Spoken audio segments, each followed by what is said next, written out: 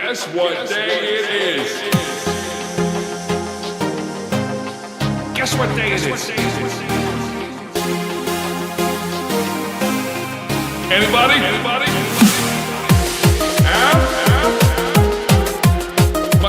Mike. What day is it, Mike?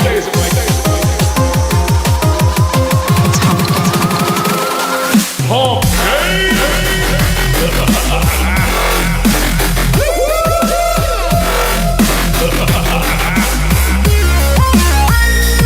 Anybody? Uh-oh. Hump Day! Uh-oh.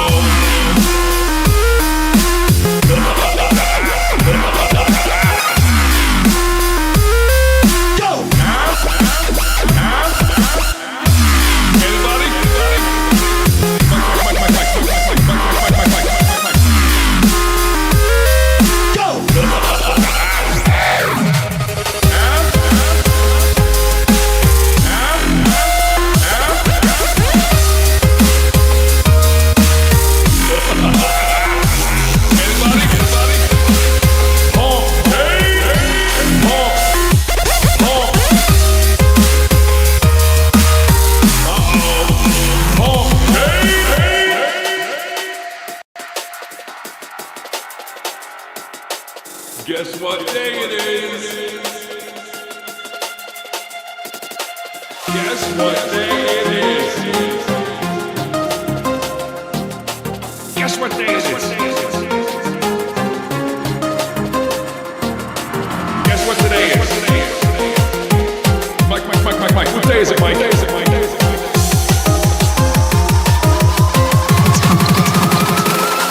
Hump Day!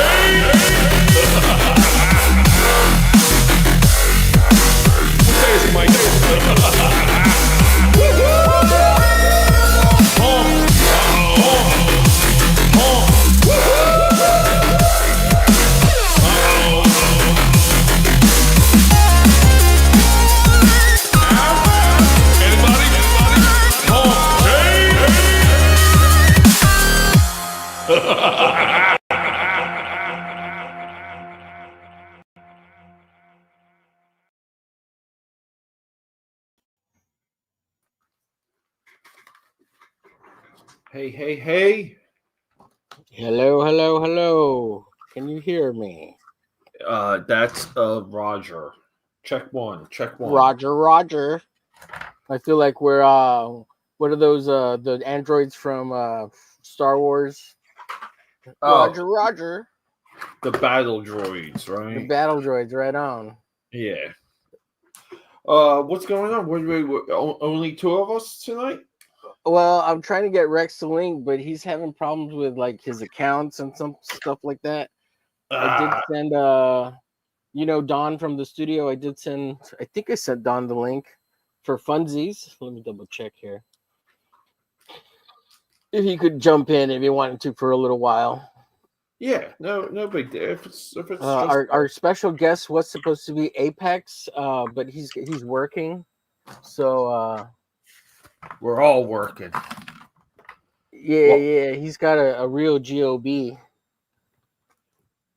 So he works nights, I believe. Yeah, it's all right. And, I think I knew that about him. I think he. Yeah, that looks super awesome, dude. What is that? What are you? This is from like I want to say a year or two ago, but I am working through just the top-down stack of my unfinished work, and this is a Halo Hunter. If you play the game, it's the giant armored sentries. They're like here.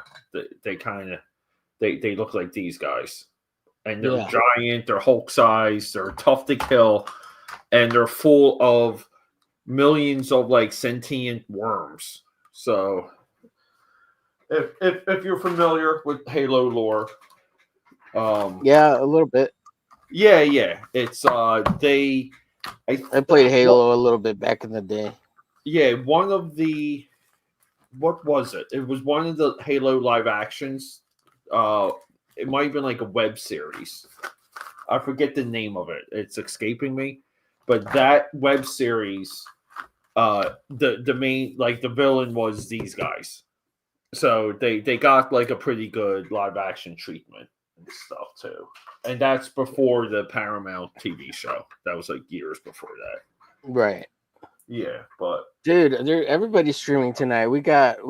Let's see. Dark Gift is streaming. Lord Raptor's streaming. So he's gonna pull a bunch, because I guess he's gonna pull them from Dark Gift. Gift, Anthony. How are you even tracking all this? On my phone. I get all the notifications. I'm signed up. For okay, so I see who's on. I picked Wednesday night because like it's the Hump Day, right? So I was like, I want to make something based on that title, and there wasn't a whole lot of people streaming on Wednesday, and all of a sudden everybody's streaming Wednesday. Yeah, that's kind of like the way it goes. But dude, I feel bad because I haven't been promoting like anything I do here on in my social. I kind of realized that today. And then, but it looks like you're getting decent views, like post stream. Like yeah, I'm running between and see right now. That's kind of where it goes, and then people have gone back a little bit, and I wished I was doing a little bit better, but it's cool. No, look, dude. I have a friend of mine, that he just started. Maybe like a month ago, and he's trying to do the podcast, like / YouTube / visual, like all that stuff. And he's like, they've done about 12 to 13 videos already, and only one of them broke 100. Oh wow. Yeah, well, we're only on our the third show here. I've scheduled out the next like 3 or 4, so they're all scheduled, and I'm ready to go. I did see that. So if you're available next Wednesday, which is Christmas Day, I'll be on. I understand if nobody shows up, but I'll do it just for funsies. And if you can jump on, cool. But if not, I understand. Yeah. So here I can look at my calendar real quick. So Christmas, I would have to get creative with that. And then the 1st. So I totally forgot. The 1st falls on a Wednesday. Holy crap. Yeah. I don't have shit to do, so I'll be here.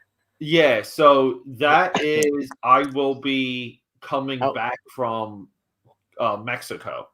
And then having to hit the ground running with New Year's Eve. So right on. So I would say here's the wild thing. I would say the 1st is less of a possibility than the 25th. Hail Rex, I see you. Yeah, no problem. Whatever you can do. Sorry, Rex. I got you there. Sorry. I like to fly. Yeah. Well, I'm glad we got you the link, man. I was like, we gotta get Rex in here. I thought I was already following you on Insta, and apparently not. So. Nice. Yeah, it happens. Yeah. So let me shout out Yeah, excellent. Let me shout out the chat real quick. Haldir was number 1. Thanks for coming in, Haldir.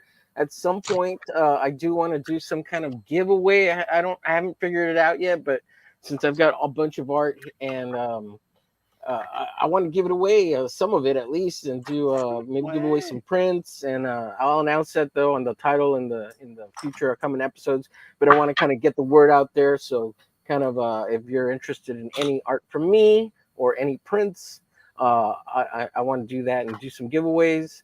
Of course, anybody on the panel, if they want to volunteer or have work given away too, that's up to you. That's just throwing it out there. Let's see. So we had Haldir, of course. Mr. Rex was there. Devil Flyer, he came in, and then AKA Pat. Thank you, gentlemen. Marcus, hail to the Marcus. I think Devil crashes out at this time, right? Shadow. Shadow. I mean, yeah, Shadow. Yeah. Devil Rex is here. Does. Yeah, Devil Rex. I heard you talking about RCA earlier. I love your big TV discussion. Oh yeah. RCA or Zenith. I'm not sure Yeah, what yeah. was first. He was talking about, that early color TV, especially some of those early westerns like Bonanza, was made in color. Yeah. And they sold RCA TVs. Yeah. That Hail was Darren Wagner, not the oh D-Wag yeah, or I'm the sorry. D-Wag. I'm so confused who he is. I know there's two of them. I don't know which is which. Hell to Marcus. Thanks, Marcus, for stopping by. At some point, bro, we got to get you on here. You're more than welcome. Let me know if you're interested. The next 2 Wednesdays are Christmas and New Year's. If you ain't got plans, let me know and I'll send you the link. Hey. If you're available. Real quick, what Go if ahead. we did I'm sorry. What if we did like a pre-recorded episode for one of those? Ooh, I could be down for that if you're up for it. Let me know what time you want to set up, and we can work it out for sure. Because that I would say like maybe we can target the first for that. Yeah. Yeah. But sorry, I keep interrupting. So you're going to Mexico, eh? Yeah. Cancun to be a little. Oh wow, nice. Okay. You better get the tequila with the worm, bro. Yeah. Yeah. Hey, Neil. Yeah, I'm not afraid of tequila. I do like tequila. All right, hell yeah. Yeah, I'm not a big tequila guy either, but I take 2 or 3 shots. I never said no to it, and it's never totally killed me. So I think my little Latin, Hispanic, Mexican genes can handle it. Always the first time. Well, I've only thrown up maybe like once or twice from drinking, and one of them was because I ate a crap load of oysters. Yeah, that's the only. Actually, I think that's the only time I puked. Yeah. So, and I was like maybe. I don't even think I was 21 yet. I might have been like 20. Underage. Yeah, well, I did a lot of my partying between 16 and 20, 21, and by the time I got into college and high school, I was kind of done with it. So, and we're here right by Mexico, so on the weekends we would just cross the border, go to all the dance clubs, and drink for $20. They would charge $10 to get in the club, and it was all the drinks you could get. I dream of that. Yeah, well, they don't do that anymore because nobody goes and parties over there because everybody's afraid to get kidnapped and killed by the cartel. Oh, okay. Yeah, you could do it during the day, like you just have to make sure you stay on the main streets. But yeah, if you ever came down, we could go. There's a little spot we could go to. It's called Nuevo Progreso, and during the day, do tacos and drinks. It's real safe. It's only one street. Stay on that one street, about a mile in at the most, and then you just come back. And it's totally protected by the Mexican military, so the cartel don't mess with people because they rely on the what's it called? Shadow's here. They rely on the terrorism. Yeah. Hey, Levi, thanks for coming in. Hail, Levi. Yes, the chat. We got. Let's see. Haldir's back in here in the chat. At some point, Levi's going to be here. Nice. Vava Boom is here. Oh, hey. I'm not familiar. That's Paul Monsky. That's Paul Monsky. All right, awesome. The writer. Yeah. Cool. Oh, cool. Hey, what's up, Shadow? I thought you were in bed already. Dude, I just popped in to say good night to everybody and have a great show. It's past my bedtime. Sorry it's so late, bud. I love Saturday, you guys. we're gonna have the Omer and Shadow show, or the Shadow and Omer show. Yeah, Saturday. So yeah, hell yeah, this Saturday. But everyone is invited. It's going to be an open chat. I'm just going to hang the link up there, pin it at the top. Anybody that wants to come in can come in. We'll talk a bunch of shit and have some fun. Sounds like a plan, buddy. All right, guys. All right, have a great night. Love you all. You too. Love you too, See buddy. Get some good sleep. That's my co-host, my daily co-host. No, he stole me. He's stealing me, Rex. He's what? He's stealing me. I'm gonna steal him. He's stealing me from you. Oh, okay. All right. sorry guys too. I hate to say it, but I am cleaning up my table here. That's And fine. Little organization never yeah, hurt. I try and do this once a month, and it's already been 20 days into December, and I haven't touched it, and it's just driving me a little bit crazy when I try and grab something, and I don't know what it is. It's all good, man. It's all good. Sometimes you just gotta So I've been doing a lot of stuff here. I got this is a Clockworks Commandos from for Levi, a little fan art for him. And here's the mighty battle brick, Rex's character. Yeah, announced today officially that you were going to be the fan art, the Bog fan art piece. Oh yeah, this one in the 9 trading cards. You'll be sweet. trading card number 5, right in the middle. Well, I have these couple of pieces. I think I need to cut out the Devil Flyer piece, but I'll probably be sending these 3 pieces to you, Rex. I was gonna send this one, the Mighty Battle Brick, to Shadow, but now That's realizing that it's your character, I'm gonna send it to you. And I have yeah, but I will be sending Shadow his character, and also the funny one that Carrie told me to make for him. So there's that. You've been busy. I'm trying to knock out more color work, but I can't, man. So I have a stack of art here, and I never got to your Pez sketches for you and Shadow that I made. Mm-hmm. So I have a stack of this right here. It's that's not even half of it. This is the other half of pencil stuff I've sketched. This little sketchbook has some, and then here's a stack of stuff to draw. It's not even 11 by 17 stuff. It's just, I don't know, sketches. I'm going to work on some Bog tonight. Some Bog. Yeah. I did. I didn't get on topic list because my ex is, and he didn't see where I contacted him with my other ex account, but that's all right. I drew a doctor, another redraw of Dr. Mannix is a new character. Oh, cool. Oh, that's cool. Yeah. He's looking like he's from the 50s. Yeah. Yeah. Classic sci-fi. Mm-hmm. Been writing today, mostly. So it's good to sort of draw a little bit. Take a little break from the cerebral of writing. Yeah. You don't know how spot on that is, because my cortex, my living brain type character is what I was writing about yesterday. Yeah.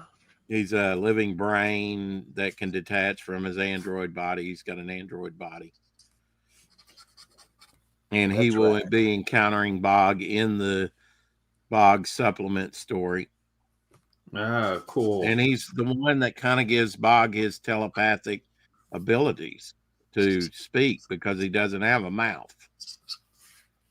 Hail, Edwin. Thanks for coming in. And Vavavoom, I do recognize you a little bit now. I know I've seen you before. Yeah, Paul Monsky was on with me the other day. He used to write with Bill Black on FEMBAT, and has Tantalizing Tales and a couple other things going on, as far as comics and campaigns. Right. Yeah. Cool. All right, we got Levi. I'm sending you the link. Linkage on Twitter. Sending the linkage. Oh, Buzz is in the house. Edwin, hey Edwin. Edwin, yeah. We got to get Edwin on the show at some point. Edwin if the like Buzz. To, let me know. Yeah, he's good. He's a good guy. Oh, absolutely. Ooh, a few Fem4 stories. I loved Fem4s. I never got any of them because they were kind of hard to find, and then I saw them online on what was it called? Indie Planet and Print and Demand and Kablam and all that good stuff. Oh, that's that, you know, Paul's got a new book on Indie Planet right now for sale.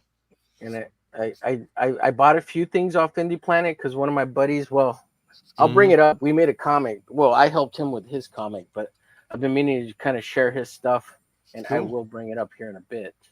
And also, I think last show we did a really good job of promoting each other, or I did a good job of promoting you guys. You did indeed. Yeah, I actually got on. I think you were there. I actually got to go on Katie Did's earlier on Monday. On Monday, yeah. Katie's cool, yeah. Katie Did's, yeah. She all right. She all right. Well, any promotion's better than none. Yeah. I remember we showed off Pete's page. We showed off your page, Rex. Mm-hmm. And we showed off your two campaigns. I'm actually drawing this bog after, like you did with the Doc Blaylock reference, because trying to keep that continuity with the character, because this story, Levi? Huh? I was saying, what's up, Levi? Levi's in here. What's going on, guys? Levi, what's up, dude? Levi Hot Pepper Skins. Yes, I'm here. I'll bring it up here, Baba Boom. Talk about a person that usually goes to bed early. Oh, yeah, I got permission tonight. Good.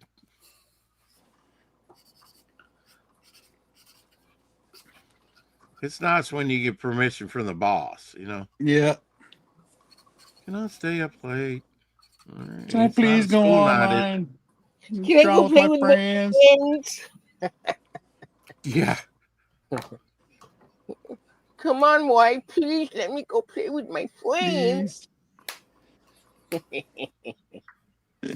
Pretty much it. Levi, what do you think about the inking process? I think that's really where it comes together. Yes, I agree. Funnest part. Yeah. So I've streamed with Rex, I've streamed with Omer, and I'm gonna go. It's Peter, right? Yes, sir. Yes. Okay. Gotcha. Akapad is. I follow you on YouTube already. I'm just like, AKA. Yeah, and the other day your name came up, and Omer started making fun of us. No, I don't think that's what happened. Yeah, his name's not Akpad. Like, okay. It's AKA Pad, but a lot of people pronounce it Akapad, and I think it's hilarious. So I always went with it. Peter, I heard you on one of your streams, like last week or this past week. You actually called yourself Akapad. You're like, oh, it's Akapad, AKA. You like totally leaned into it, and I loved it, man. 100%. Yeah, but up to it. Yeah, I think it's a maybe it will become a thing. Maybe we'll get some T-shirts. Yeah, merch that. Yeah, some AKA Pad merch. Mm-hmm. Baba Boom, I got your Indie Planet up. We'll share it. We'll look at it here in a bit. That's something that I'll be adding to my campaign is a Shadowhawk and a Devil Flyer T-shirt. Oh, cool. I'm gonna see if Red Valkyrie can kind of do like a makeover.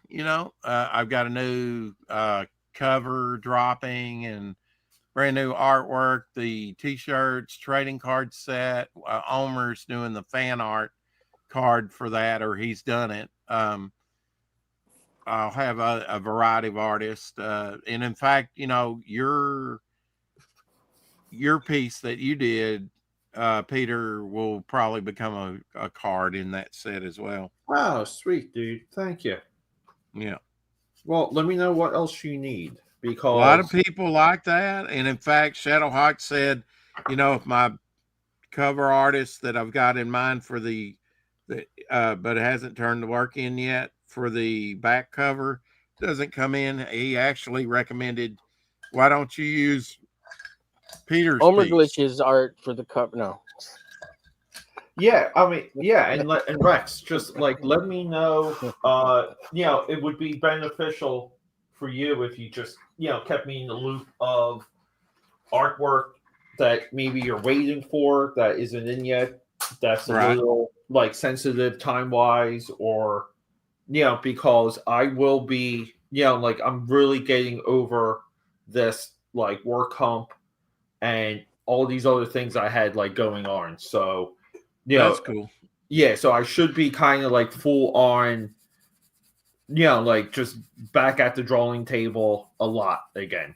And Me too. Speaking of I'm drawing a APEC, bog Uzi supplement Susie. for the book, so I've added to my workload with that. Plus, I'm writing it right now, and I'm also writing Midnight and the Roustabouts stories. So I'm keeping busy myself. nice. And Yeah, I appreciate Levi you sending me the draw streams, and I know Pops did last Saturday. It's more if I feel like coming on or not, Yeah. at I, that particular time. A lot of times I've not even went on topic lists sometimes because I just want to draw at home and kind of quiet, and not stream. So I just it's just to let you know that the door is always open and give you always the option just in I case. appreciate it. That's what I'm saying. I really appreciate. it's a good Don't policy. take it personal if I haven't. Nope. I mean I went on once. I've been on once. It's been a while though, but Yeah, we've been on there together, so yeah. We were good, Rex. But I do appreciate the links and you thinking of me on Sundays. Yep. I'm just glad to know it's not a like a bother. That's like, hey, No, leave us it's not. harassing me No. again. So Yeah, I mean, I've been tempted. It's just, I've had a lot of irons in the fan, and sometimes it's Right. just like, What's up, Jay but Ryan? I'll be back on. I'll be back on. It's just a matter of time, Right. Plus, we're like, for you to jump on the draw streams. I understand that that you got to almost go back to back with the 4 o'clock shadow. Yeah, see, so that's a thing. That's a thing. Yeah. yeah, Yeah, that's totally why get it. I missed you on Monday, Shadow. I mean, Rex. Rex. Monday Yeah. or Tuesday. Is that right? How soon they forget you. Because you did a stream, is that it or something? What was it that you missed? Yeah. Homer. What's up, buddy? This is my buddy Aaron Moses. He's the one I'm gonna look up the comic that I worked on with him.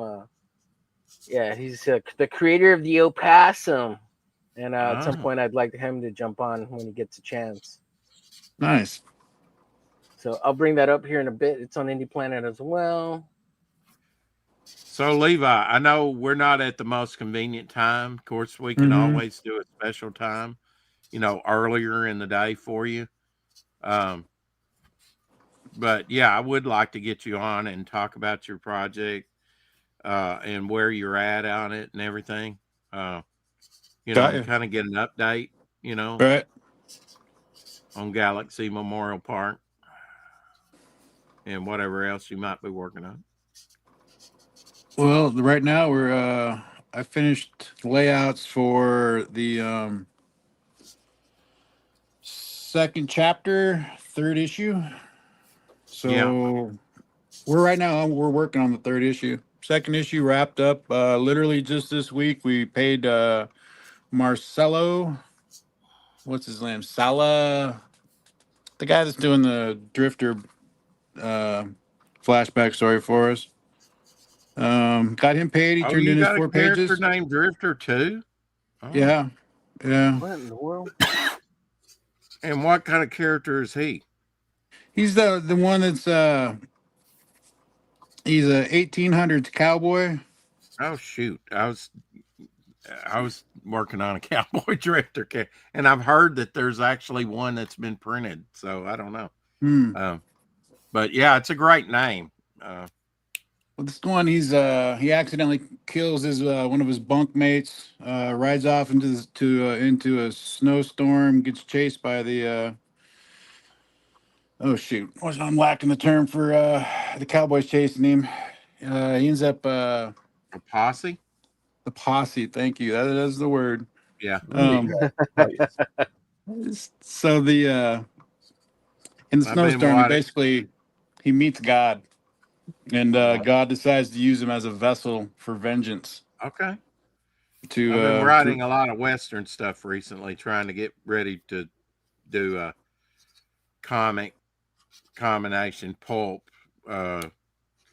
with Midnight and the Roustabout. So right. I've been looking up all the, watching Western movies, TV shows. I'm watching The Deputy right now, TV show with Henry Fonda in the early 60s. I just finished Once Upon a Time in the West, the movie. Oh, Wonderful Western. Long movie. Long movie, but artistically done. But, same director that did Good, Bad, and Ugly, A Fistful of Dollars and A Fistful of Dollars More. Sergio Leone, however I say his last name. Yeah, I was just watching him. Hello, Flying Feline. Hey, Flying Feline. I enjoy also Sam Peckinpah westerns, He and Gene Roddenberry actually wrote some Gunsmoke, and some other westerns. Oh. Yeah, and Gunsmoke just became available on, I think Paramount Plus now has all. Oh, okay. Like all, what's it, 18 seasons, I want to say? 20? It's 20, yeah. Yeah. So we covered that today. Where on the show? Where were you? Out in the chat somewhere. Chat. I'm gonna do a little drawing, and then we'll promote everybody little by little here as we go through the night. But I want to get some work done. Here's a little voodoo I did. I believe it was with the studio guys. Yep. Over there, Don and the fellas. I think the next one coming up is Superman, and I did sketch something out for it, which apparently is going to make me a total homosexual, according to Don. Wow. For having a pre-sketch, I don't know. It's like a pre-ejaculation or something. Oh, right. The trailer comes out tomorrow, right, for Superman? Yes, I believe so. Yeah. Well, teaser, right? They're still calling it a teaser trailer. Teaser trailer, yeah. Even though there's been a teaser of the teaser trailer already. Peter's got a hate boner right now for what's Gunn? his face, for Gunn. Yeah, not so much of a hate boner. It's just a lot of the I don't know.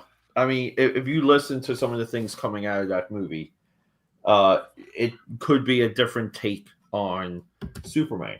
Like, just, I do feel like there's a generation lost on what that character is. Yeah, I think I agree with you. I agree with you 100%. Superman's kind of gone dark since what's his face, Snyder. So here's my little Superman layout sketch. It's kind of light because I did it in red pencil, but kind of wanted to give a little smile, and just the big S classic. There you go. But that's my layout. That's my layout. But I think I'm going to draw digitally. This one's just for fun, because the gay boys over there, they like to draw digitally. So I don't know. Don was teasing me about digital or something. I don't know. I don't really understand, but I have digital crap, so I'm going to draw digitally. Look, I don't like digital, but the digital's not going to go away. So. Oh yeah. I tend to. I think Peter's probably right. Like, there's enough info out there right now. We just don't flat out trust these people anymore. But he's probably right. This movie's gonna suck. I mean, it's like my video earlier was really, like James Gunn puts out this comment that, like Clark Kent or like Superman, like they're going to like have to work to be a hero because the world is a messed up place. And it's almost like that's not that's not Superman's like plight. Like he's the perfect person. He and like he makes the world better just like through his presence. And Right. those are like the really good stories, like where He's inspirational character. yeah, like Yep. like 1,000%. And it doesn't matter like what era he's in or anything. And this like it's like to me like that comment is a deconstruction comment. And it really has nothing to do with that character being so powerful. Like he chooses good. And because he chooses good and he's so powerful and perfect, everything around him corrects. Which is why Metropolis somewhat is, I mean, I think in the 2000s they got it right when they made, I'm sorry, yeah. But go ahead. Go ahead. I just want to say real quick. Oh, yeah. But yeah, what real quick though, like when they made Metropolis into a utopia in the 2000s, like like that was the right approach because Metropolis would be a utopia just from his presence alone compared to Gotham City. Yeah, and Gotham, yeah. But Gotham's supposed to also be this like dark enough place where even Superman like like it's almost just like he bring some light to it. Yeah, it goes to the point though where you have to think about how other people use the character, and like technically him and the Dark Knight would not be buddies. And we're kind of like through this age in comics where they're nothing but buddies. And there was and there was real positioning when people saw that. What about the Super Friends? What about the Justice League? Yeah, but even like I don't even think Superman should be a part of the Justice League. Like that's right, because he could handle everything, right? Like, what does he need the Justice League for? Well, yeah, I mean, like it's like the Justice League is a funny thing when it comes to DC Comics because everyone in the Justice League is powerful enough to always handle their own problems. Like the Flash is powerful enough to handle, so's Wonder Woman, so's Aquaman. And so like would they only combine to fight Darkseid? Probably. But can I say that Aquaman is another Superman? I mean, if you can swim, if you can be underwater and survive the crushing, and not only just survive but actually thrive, under the pressures of the deep blue sea, you're a Superman. Yeah, and dude, I strong. Like I like the Peter David stuff with him where he's more of a god when it comes to like he's almost like a Poseidon god. Right. Like, he's almost like a Greek god with Peter David writing him. Well, that's what he's supposed to symbolize, right? I mean, that is Poseidon, right? Yeah, but he was always like an unpopular gimmick character. And then, like, it I really used to like him as a kid. I used to really like Aquaman as a kid. Yeah, nerd. Like, you might be the only one who. I think we found him. We found that one Aquaman fan. But yeah, as I got older, I couldn't buy in anymore. It was just like, what in the water? What water? What? Yeah, but there was a reason why if you go through DC Comics like as a publisher, there was a good stretch where the Justice League didn't matter. It didn't have like the Justice League 7, and they were just more of a superhero team. Like there's a reason why when Grant Morrison came back and who drew that? Not Carl Cox. But like it took a lot for that franchise to become a staple in comic shops for a solid reason.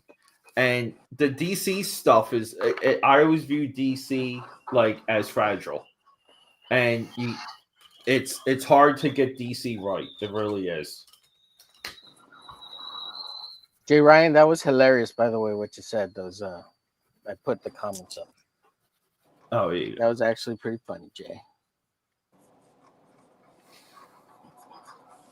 I hope you're having fun over there with Noah. and his little sad weirdo stories of girls. Oh, jeez. Yeah, he's a young guy. I think he's playing a bit, but it's funny and annoying and dumb because he's never gonna get any chick at that rate unless he's lying to us about the whole thing, which it may be the case. That could very much could be true. It is the internet. Never kiss and tell, right? A chick with a chick you really like. But if she a hoe, well then, do whatever it is you need to do.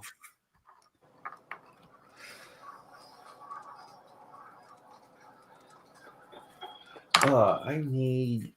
I'm like already missing. Oh wait, you know what? Where's my? There's not much to tell, Levi. It's pretty dumb. I mean, I don't know. There was this thing like that. There was. You're talking about Noah, right? You want me to tell you a little story about Noah? I don't know. All I know is there's something you don't want to talk about. So. Oh no! I'll talk about it. It's just it's really dumb. Got you. Let me tell you, it's dumb. Okay, Hey, so Noah's. You know Noah, right? He's Nope. Noah's. Go ahead. I was simply going to say I need something to talk about besides because I keep thinking about what Rex was talking about before he came in. So I need a distraction. What was Rex talking about before? Yeah, he came in? what the hell? What's up, nerds?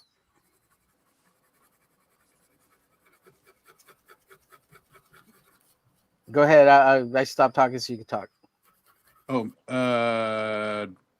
I just want to know the details of your story.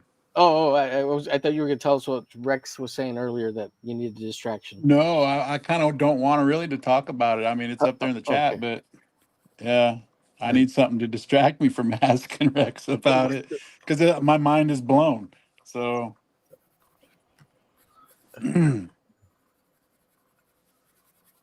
It's weird that just literally came. See, here I go.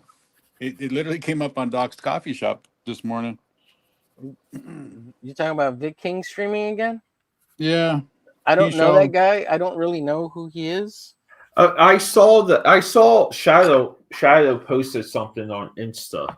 Yeah, I know that there's controversy there of something, but I don't know what it is. Is that right? Yeah. Yep. Okay. He shouldn't be around. Oh, okay. I know who he is now. Yeah. Okay. Well, moving away from that bullshit because I don't give a shit about. Yeah. So spill the beans on your story. Right. Okay. So Noah, he's that young guy who created that one comic, Mavericks. He's I guess he's 20 now, 21. I think he's still 20. But he's not Art Jedi, which is the far superior artist and individual. If you know who Art Jedi is, he's the guy who created Amarox, and he actually was on David Finch, and David Finch promoted his book. I do have a question about that one. Yeah. How long is he going to be 19? Yeah. I think he's like 21 now, but geez, okay. Yeah. Every time I go to he's still 19 on his Twitter or something. Yeah. He's going backwards, I think. I think he's like 12 now.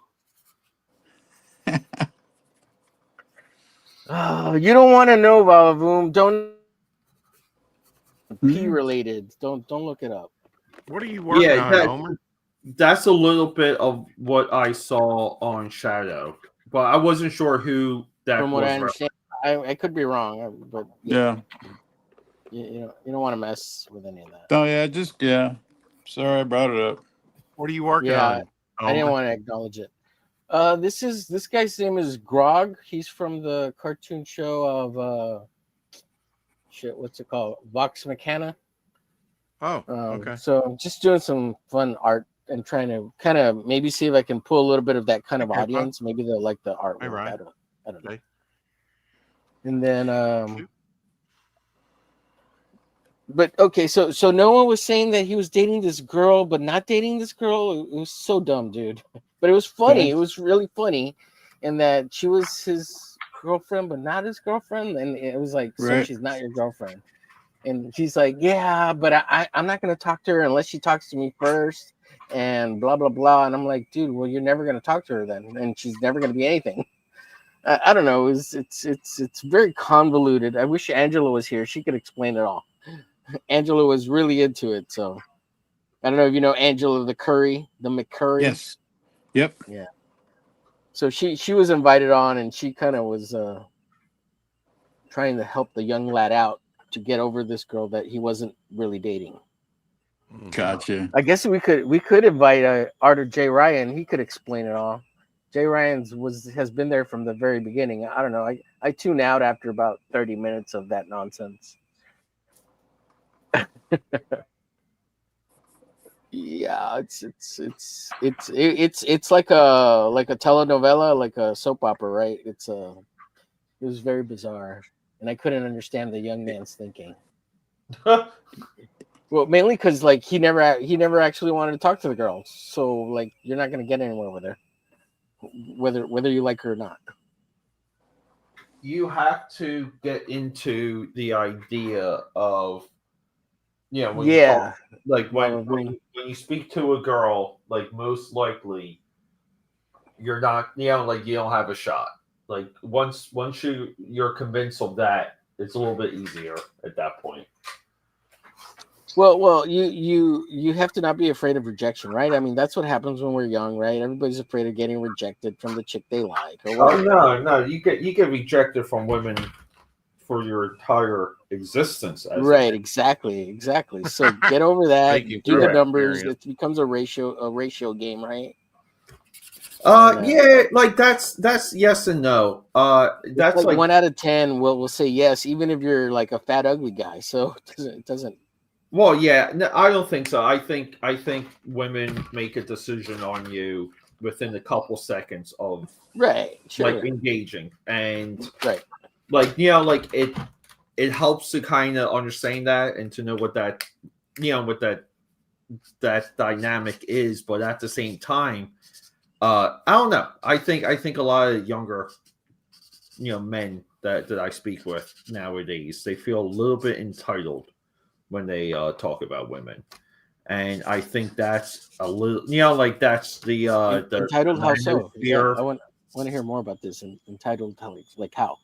Yeah, well, like entitled to the point of like, hey, I'm doing this, and we're texting, and I check in on her, and I deserve to have a date. I deserve this. Oh, I see. Yeah. And it's almost just like, you know what, dude? Like sometimes girls like the attention.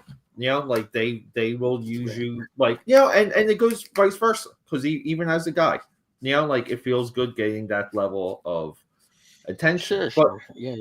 Yeah, but you have to decide like where you are, like frame wise, and like, are you doing things to kind of make you, like appeal? Like, are you appeal? Like it's kind of like, what would are you getting your sexy on? Is what you're saying? I never got past first base, so it really, yeah. I would just say, if you would bang yourself, you will have.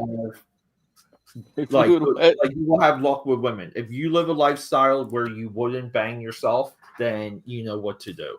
Like you have to do work on. You're not. Oh, okay. I misconstrued that. Sorry. Yeah. Well, I'm a little. Yeah, it's like. I would say, like, you know, like, hey Peter, I bang myself every day, and I ain't got a chick still. What are you telling me? What are you telling me? Yeah, I'm getting banged right now. I'm just like, what is going on? I mean, you should see his sock drawer. I'm in the wrong stream. But but see, you're hanging out with Justin too much over at Belmont Press.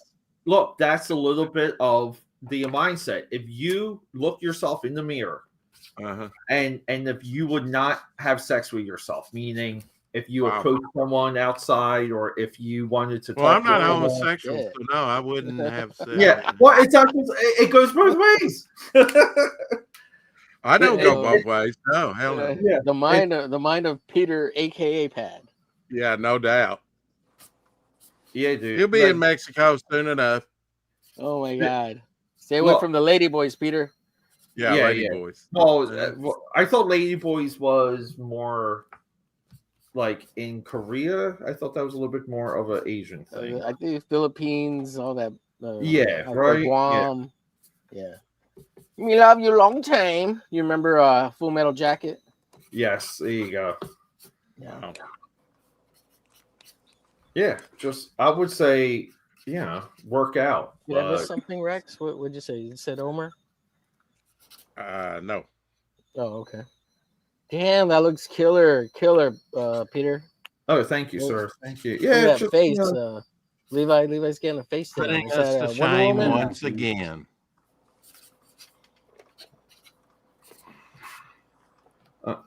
I'm just a guy that can draw. That's trying to figure some things out. If you say so.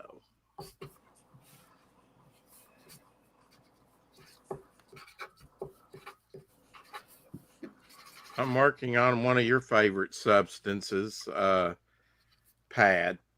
What? Cardboard. Yes. I will be now. If I make progress on this, I got some of those to catch up on. So I'll bring those out tonight. Tonight. Oh.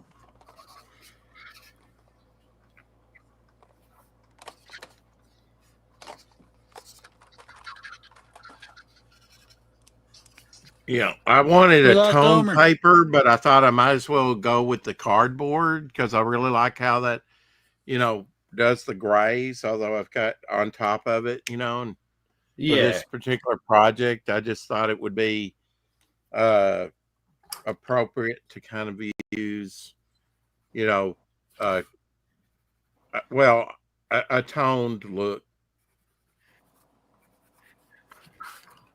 And so physically, I'll be doing some of it on cardboard like this piece as I'm kind of developing it. But really, it's going to be, I'm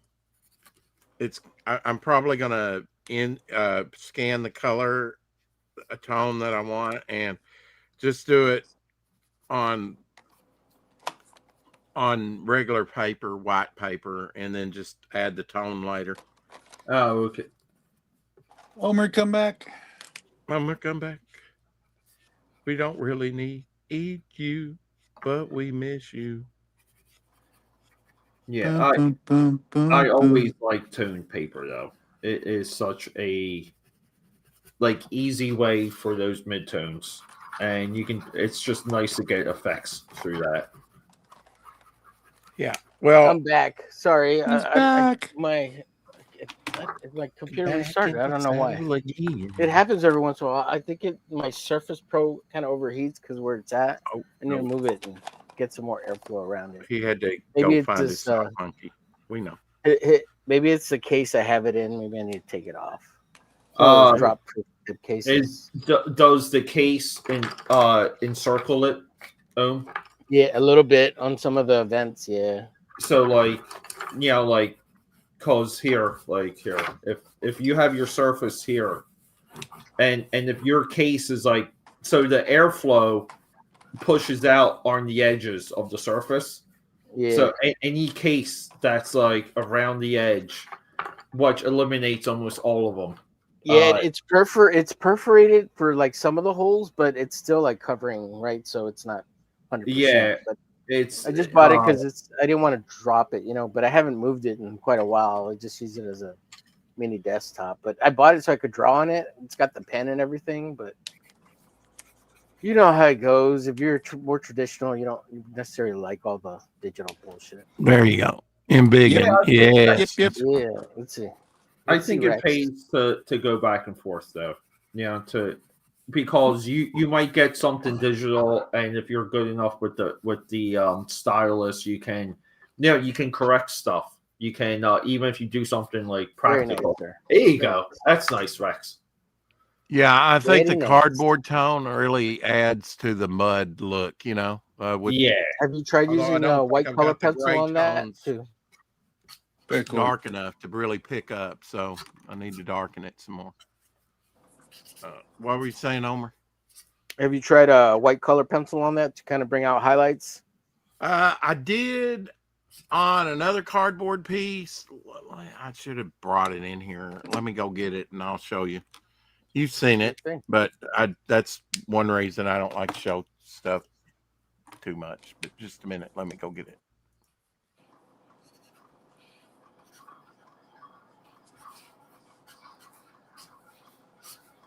Oh, let's see. Jay Ryan, 50. It's 50% real, 50% played up for laughs. Yeah, it's very frustrating. 100% reality. It's always more about confidence and the way you carry yourself. Yeah. You tell him all the time the right way to do things. He don't listen to you.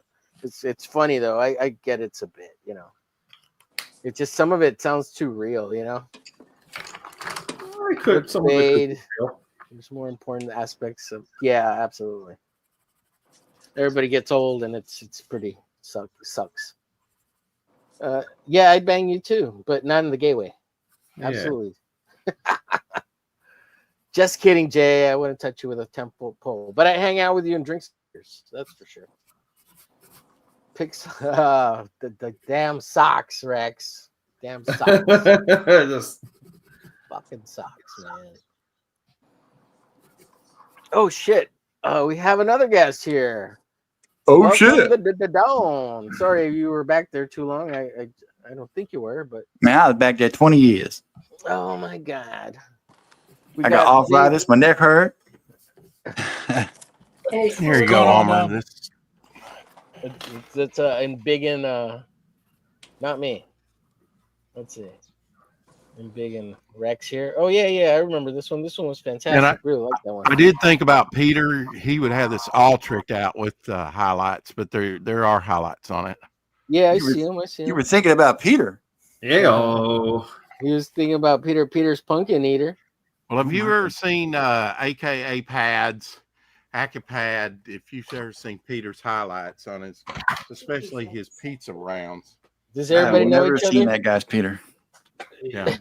Or his I don't think me and Don have ever met. Or his Richard. I'm talking about my dick. I'm talking. Yeah. The ding dong. Money. Now you leave Richard out of your mouth. Say roll. That's why what was that, Don? Leave Richard out of your mouth. Oh yeah. Leave Richard out of this. Yes. What are y'all drawing, man? We draw whatever we're working on, trying to get through the pile of arte. God, I've seen shows like this. It looks familiar. It's a free for all, brah. Hey, look, just for you, Don, I sketched out a Superman so I can cheat. You started early, but no, I just laid it out just so I could ink it. How dare you, sir? Look! Let me embiggen myself. Look at that. It's beautiful. Look, he looks handsome and nice and smiley, and he's got a real S on there.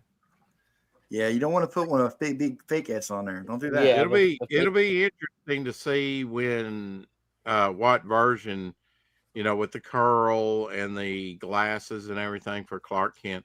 Because eventually Superman will go to public domain. Yeah. It's going to be what, 5 years? I think 4. Yeah. Maybe it's coming up. I think in 2026, Doc Savage will be public domain. I think. Yeah, there you go. And that's the he's the original Superman. They even called him Superman when he came out. I find myself strangely not excited about any of that. Yeah. We keep hearing that's somewhat of the I wonder if the Lois, the new TV show took away some of the anticipation. No, I thought the TV show was excellent. Yeah, that's a little bit of what it's not like there's been a gap without the character, where stuff could have built up. I think from what I understand, James Gunn didn't want 2 competing Supermen at the same time on different avenues of media, which is stupid to say. But I don't run DC Comics. They asked me to. I politely too busy. I'm way too busy with hosting the studio 7 p.m. on Saturdays. you know, and hanging out with guys like Omerglitch, you know, James, Marcus, and that Duck Bacon fella. I'm just too Oh. busy with everything. Man, Duck was on fire last weekend. I thought he was doing a bit, and I'm just like, I'm Homeboy not went sure. to I a don't know this guy Christmas very party. well. He called me on the phone today. He went to a Christmas party. He was having a little bit too much fun. Hey man, cool. every now and then we got to tie one off. You know what I mean? Oh yeah, Whatever it is. absolutely. Like right now, I'm buck naked. I don't have the camera on. Oh, sweet. I often sweet. stream in my underwear. Can you do a digital? Can you draw a digital? I'm drinking eggnog, like highly spiked eggnog, sipping it through a pretzel rod. Wow. I got no scruples, bro. None at all. Hal Lear, thanks for dropping those links. Let's let me do a little promotion. I did manage to get a little inking done, so at this point in time, I'll show off some work here. Hey, Mama Don, good to hear you in the background there. And I wanted hello. Wanted to show off Glitch here, and was hoping maybe Peter could have his mascots whip out, and we could have a crossover between Please Glitch don't whip out the Peter. about the Peter Pumpkin Eater. Pew, pew, He pew. could play with my sword here. Whoa. It's too many double entendres to do this. Yeah. I can't. Maybe Zora? Innuendos. Peter, where's your mascots? Your table mascots? Where's Pike let's see. and we're you know what? Here we go. They're right here. Hey, Glitch, You know what? can you embiggen AKA Pad's drawing? I really want to see that. That looks tight as hell. it is. Look, there's his mascots. Oh, okay. Right here. Yeah, Alright. we'll do the mascots and then we'll do the reveal. There you Okay. go. Damn, dude, that's badass. Oh, thank you. Peter's pretty good. Very cool. If you get that done later and post it on Twitter, tag me. I want to see that when it's done. Oh yeah, we'll do. We'll do. Yeah, this is actually old though. This is a part of a little bit of a Halo series. Let me see if I have the other ones just so you guys can get an idea. Yeah, like here's one of the jackals. Wow. Thank you, Howler. And then I don't know. Thanks, Alder.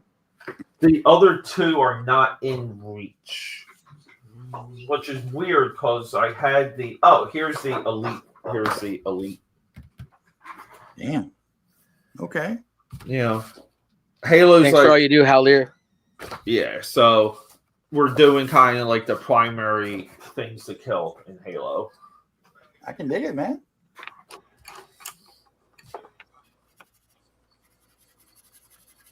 Very nice, very nice. Thank you, sir. Very nice. Very nice. You And then, better of course, nice man. This is Peter's character, aka Uzi Susie here. Don, I don't know if I've showed you this, but Uzi Susie. The name alone makes me giggle. I like it. yeah, man, Mm-hmm. it's a character. I really liked it. His artwork and what you got an ash can, is that right? It's Yeah, we got issue 2 coming, and 3 coming very like super soon. But yeah, the Ash Cane size. Well, it's not even the Ash Cane, it's just Ash Cane size. But it's black and white with gray tones. This is the only way I want this printed like ever. So I don't want to go full size with it. That's what I'm she hoping said. to get a Yeah. fan art piece in issue 2. In issue 2. Yeah, 2's going to be like hopefully by the time like I'm just rushing to get things done before the year's out. Just so big. You ain't got that much time left, bro. You better get to it now. Yeah. Do, No, it's like I don't want to say it's stressful, but it's like almost like every hour of my day is just like somewhat accounted for. I wouldn't know what you're talking about. I do absolutely nothing all day. I chill Yeah. out. I'm in a lounge chair, sipping on gin and juice. Sure. I got my mind on my money and my money on my mind. And he also lies a lot. The hell you say, woman? Jeez. We know. Disavow. You would.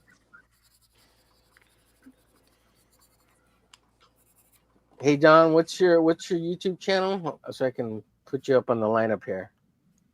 My Don- YouTube channel is youtube.com/Don Draws Stuff. Oh.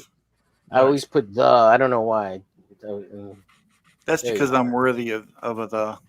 I don't always use it, but it has been gifted to me. There's another guy called Son of a Draws Stuff. Yeah, but they're not as good as I am. Yeah. No. Not possible. Fakers. They do manga stuff. Yeah. Manga. Yeah. I could see the manger in his eyes. Don't stare at me so mangrily. Mhm. No, put the speed lines away. Drop the speed lines and move away. All right, from the let me table. present here. Oh, there you are. Cool. John, you dropped a. Let me give you a. What did I drop? The now? wrench. You Right. dropped the deuce. You dropped I'm the trying to be deuce careful, in man. the chat. Be more careful. Just, You've been wrenched, sir. I guess when you talk so much shit, you end up dropping a deuce eventually. Yes. Ouch. All right, up first here is AKA Pad. Let's share his YouTube channel. Can you all see that there? Get down on Subscribe, support, leave a comment. Yeah, Get down yeah. on it when you really want. Yeah. Already subscribed. Oh, thank you, sir. Thank you. Yeah. Yep. Is it pronounced ACAPAD or AKA Pad? We had this discussion earlier. It's Acapad. Like we're sticking with You like- Acapad. Peter likes to change his Acapad every once a month. Yeah. It could be Wow. special. You got to keep that thing clean, man. If he's Yeah, going to yeah. swing from his armpit hair, right? Yeah. That's Yeah. terrible. That's terrible. I'll never say that again, Peter. I'm so sorry. I hear that's a thing. Don't believe in Peter. Look, That- Rob Indeed. Liefeld has blocked Peter on Oh Twitter. yeah. What? That's only because he draws feet. Oh yeah, I seen that. Yeah. Yeah. Oh, you can't bring feet into it, dude. You'll get blocked by Yeah. Rob every time. Yeah. Take it And, as a badge. Peter loves Wildstorm and Jim Lee. Yet Uh-huh. he will talk trash to Jim Lee if he has to and put him in I his will place. criticize him. Yeah. Teach him. And then he loves the Todd father, but he calls him the cringe father. Yes. Loves the Todd father. Peter, And then Top me and you House got to Tuesday, discuss nothing Jim but Lee. good things because you can't go wrong with Mark Silvestri. Nothing but This good is things true. at Top Cow Studios, right? Yeah. Mark Yeah. Silvestri is the greatest of god. his generation. Yeah. And then we'll skip over this one because nobody cares about the Ripperverse. Hey Peter, What's Hey, the Peter. Ripperverse? Yeah. I got a question for you, man. Yes. Rip Yes. on the verse. So back in the day, they interviewed Bon Jovi after Slippery When Wet, and he's in there and say, "So you going to change anything up?" And he's like, "Why?" So New Jersey was almost an exact copy of Slippery When Wet. Okay, so Jim Lee, to me, continues to put out Slippery When Wet. Like, what is? I can't think of a thing that Jim Lee's come out with that I went, "Ooh, that's groundbreaking." It's Well, still Jim Lee. He's still throwing out #1 hits, Right. right? But I just don't see any innovation there anymore. no, he is. To interrupt. I feel No, go that. ahead. Go ahead. Floor is I yours. feel like that. Yeah, Jim Lee he's a business guy. He is playing the executive role with Warner Brothers, and he will ascend out of DC Comics to whatever DC Comics transitions into. And Right.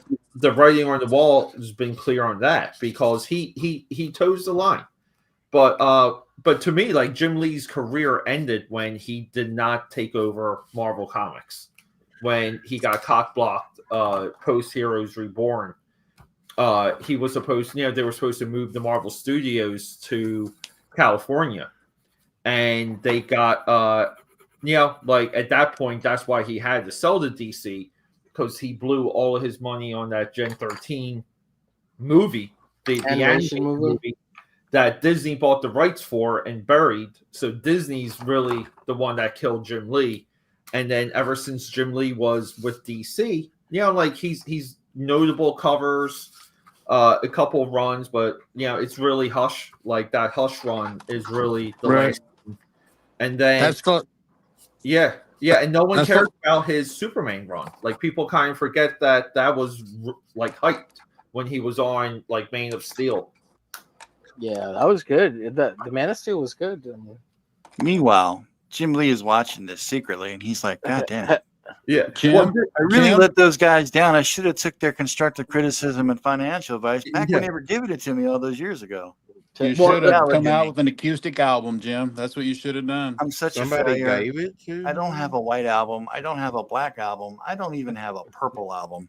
you Yep. get a chance, follow I'm just going to Peter call on back Twitter. into my editorial office at DC and keep on counting my money. There's his Twitter there Racist. yeah, AKA Pad on the Twitter. on the Twitters. But And I do want to share one more thing real Hashtag quick. crusty sock. yeah.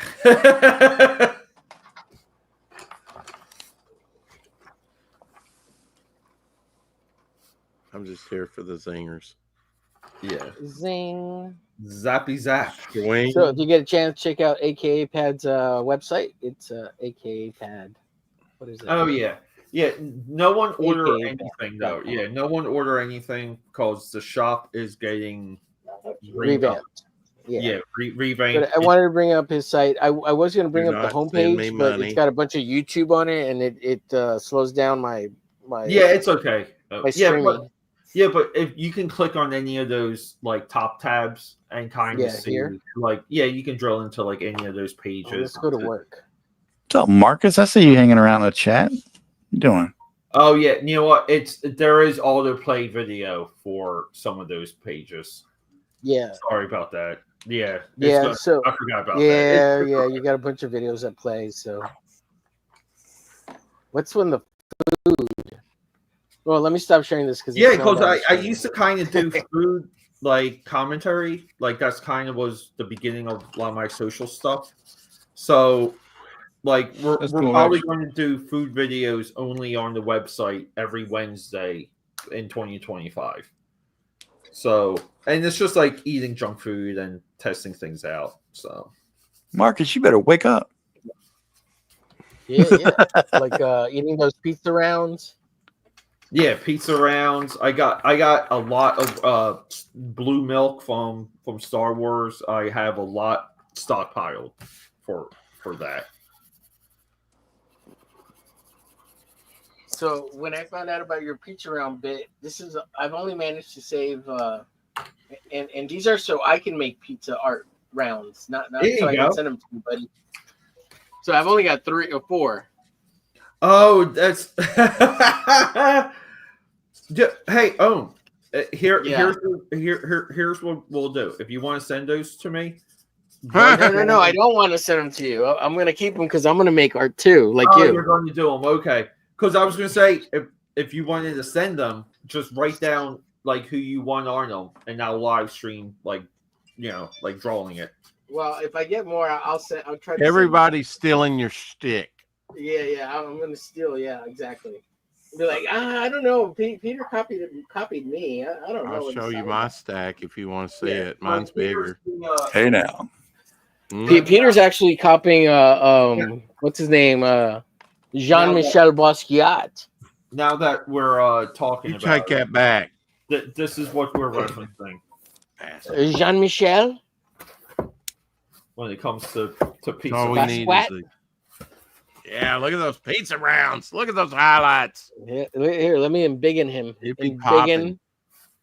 I Embiggen. really don't. After seeing this work, I really don't. And what he does with these highlights, I really don't want to see his sock drawer. I'm just Acapad, you disgust me with how great you are. yeah, isn't it? Look at that.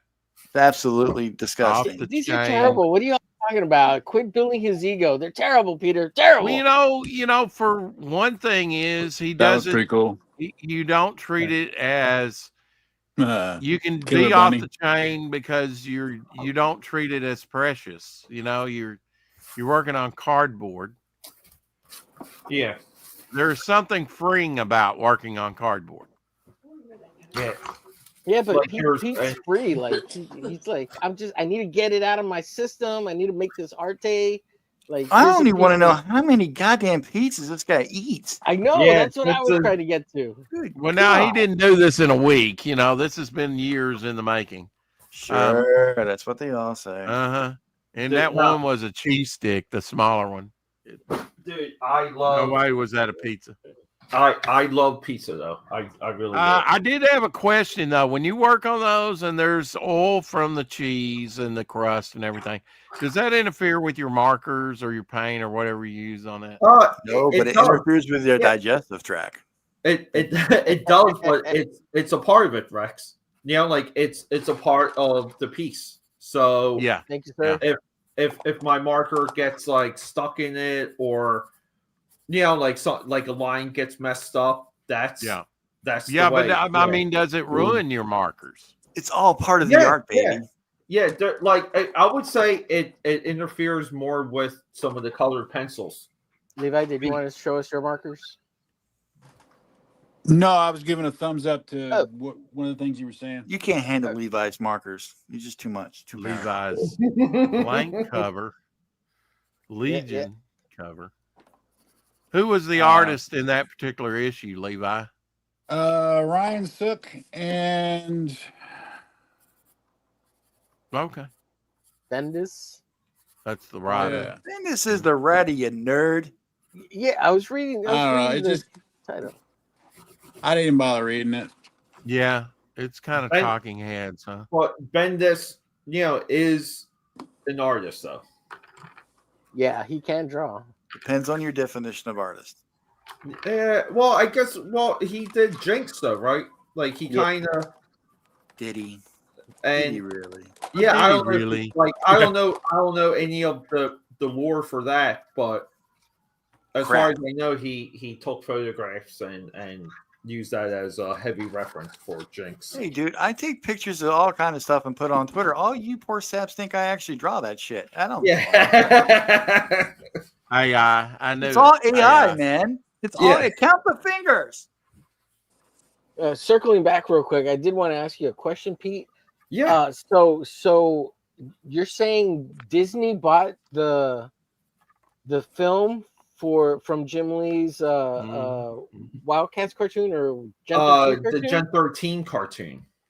The movie that they made. Yeah, They they bought it and they tanked it. They shelved it, and Jim Lee had all of his money tied up in that movie, and because it didn't get released, Wildstorm was in massive debt at that point. And that's when he left to DC for an exclusive contract, right? As Well, he sold everything straight out to DC, and you know at the time, it was valuable because Wildstorm had a really good coloring department. So Right. to fill that role, Marvel bought Malibu, or the Ultraverse, and then you know DC bought basically Wildstorm coloring, and Right. that's what happened there. Yeah. How did do you know how Disney got into that to buy that film, or how did they swindle that away from him? Like what happened Well, there? it's like you kind of. I don't think you have a choice because you go to a distributor might pick up that movie, and then at that point the distributor can flip it and do whatever the heck they want. That's just that's just the way how that works. Yeah, like the same thing they did to Sound of Freedom. Same thing they did. Oh yeah, Disney did, shelved it. Good, yep. Yeah, good modern day example for that. Yeah, They had to go to.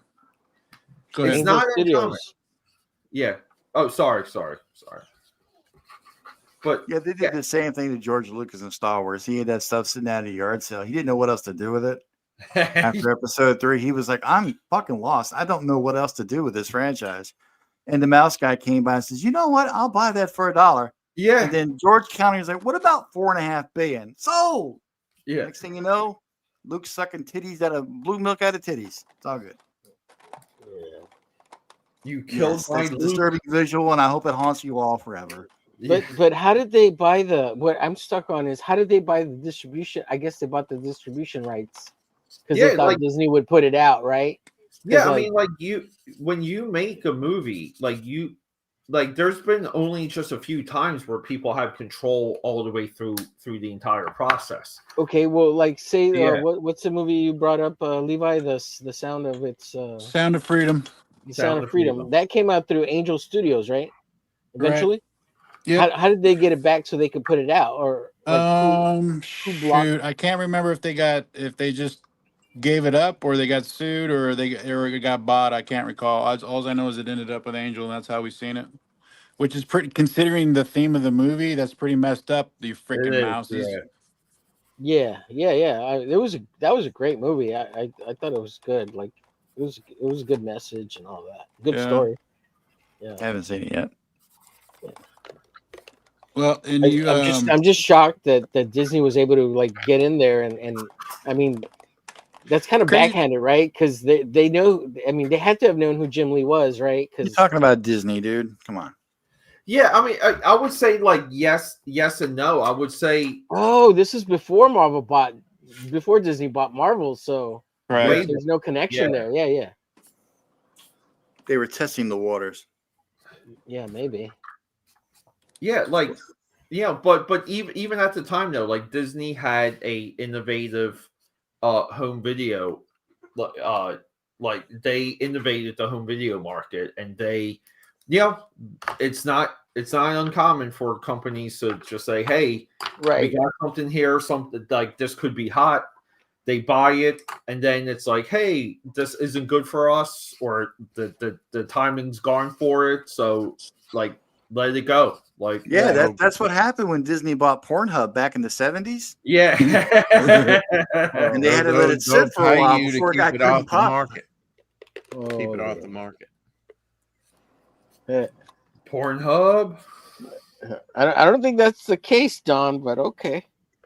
Look, I got it off of Wikipedia. We all know that shit is true.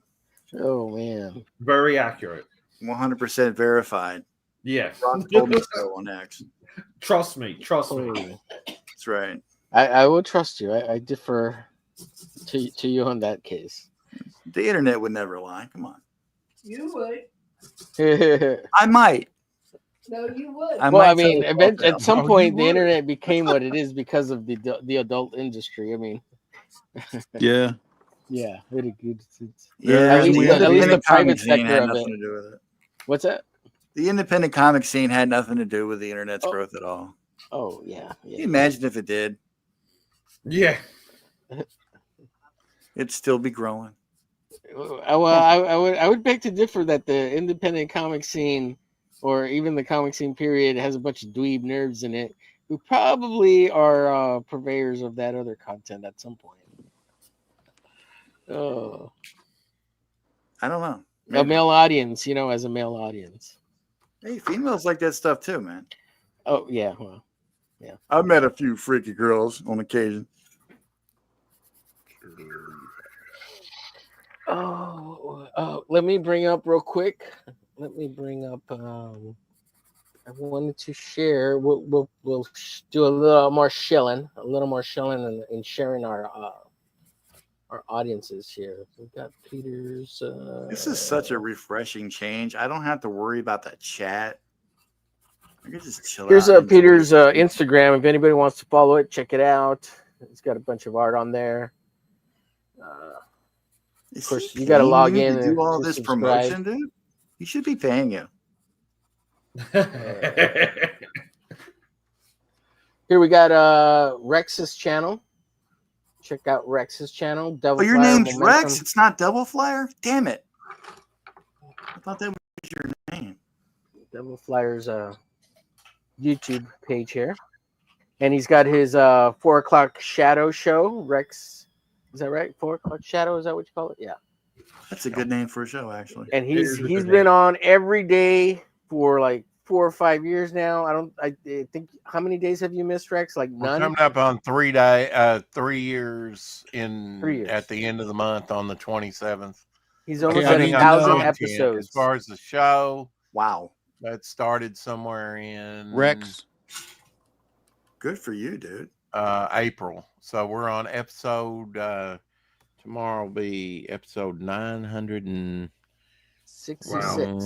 We're having on Jay Kreger tomorrow on his birthday. Oh yeah, so awesome. Jay's cool. nine. Yeah. I think it's 9. Shoot, I got stuff on. I've got it here. It's 965 was today, so tomorrow will be 966 tomorrow. Yeah. Have you looked up the Guinness Book yet for longest podcast? You got to be in there, man. He's got 1,700 episodes. So what's Rogan at? Videos? Yeah, we've got almost 1,800 at this point.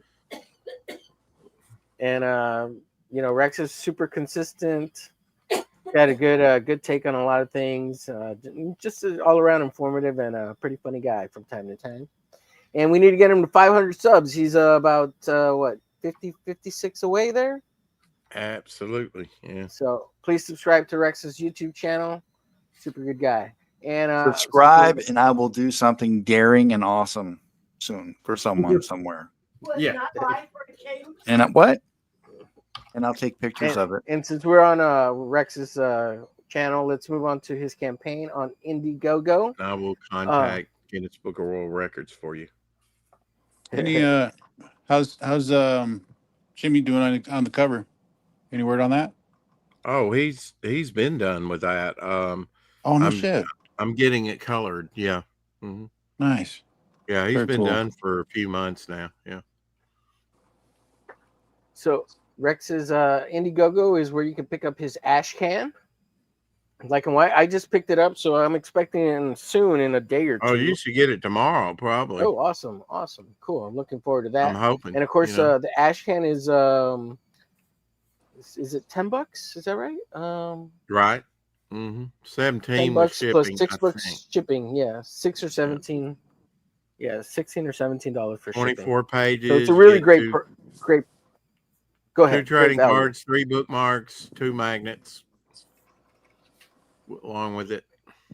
And if you're lucky, you might get a free sketch card because Rex has been drawing a bunch of them. And I sent you a card with yours. He sent me one, so hopefully you'll get one.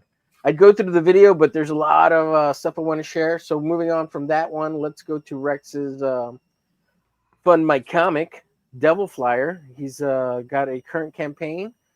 It's a Devil Flyer, a Devil's Weapon, epic size, 48-page one-shot. You want to tell us about it, Rex? I'm basically Devil Flyer's character that the center of the Momentum universe.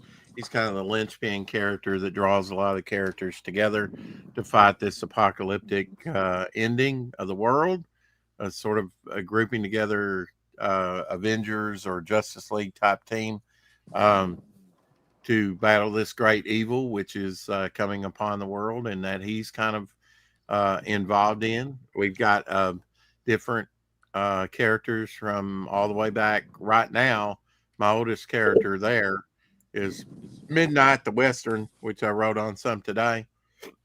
Right, here's Midnight and the Roustabouts. I've been working on that. Jay Krieger's doing a 2-page spread. Dude, this looks badass. For the magazine. Bystander there is kind of my cosmic character, kind of watcher character. He kind of plants the seed for Bog, my earth-based character. Bog.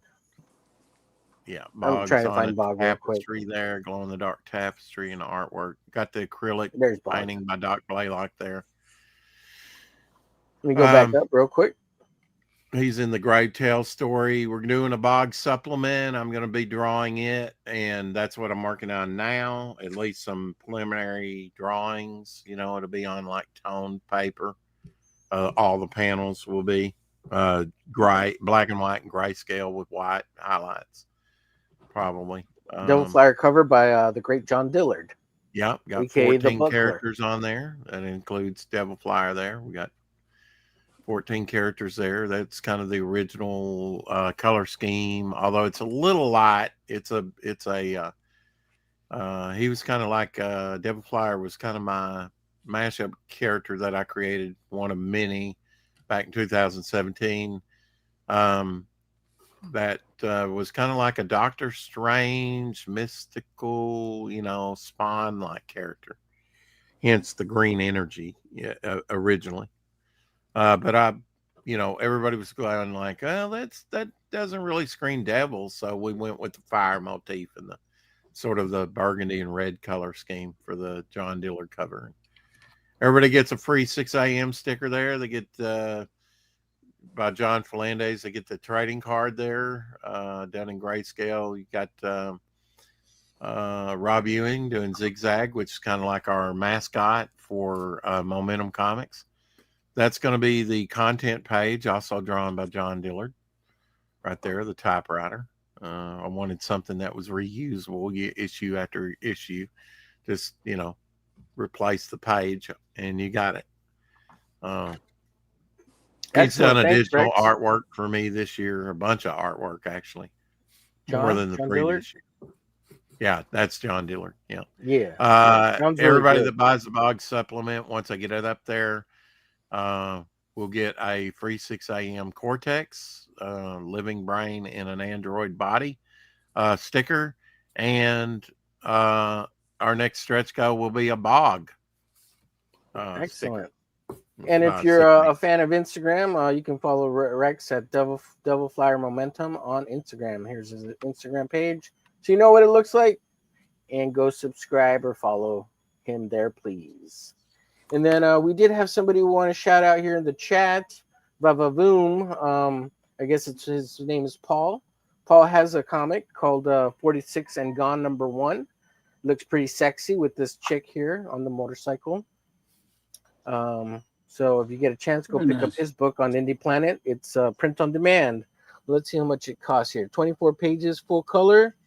We got Paul, I guess, is writing, and Ed is it Couts is doing the penciling, I'm assuming, and Matt Finn is doing inking, and then Rick Joseph colors. I'm assuming that's how it works.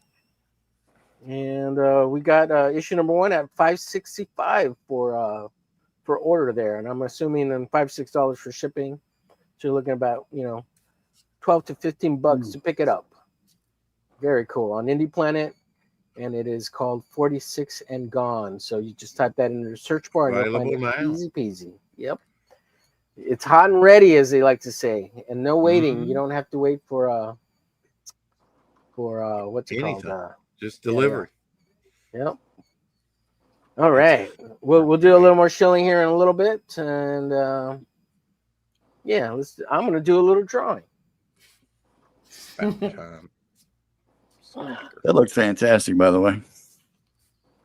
Muchas gracias, sir. Very, very. Thank you. Very thank you. Thank you very much. Thank you very much. You are very welcome. Yes. Claro que sí. Muchísimas gracias. Don't get fancy on me now. Come on.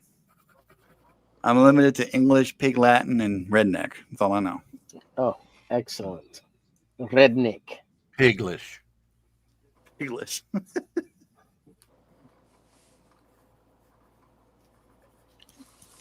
Okay, I'm almost done with this.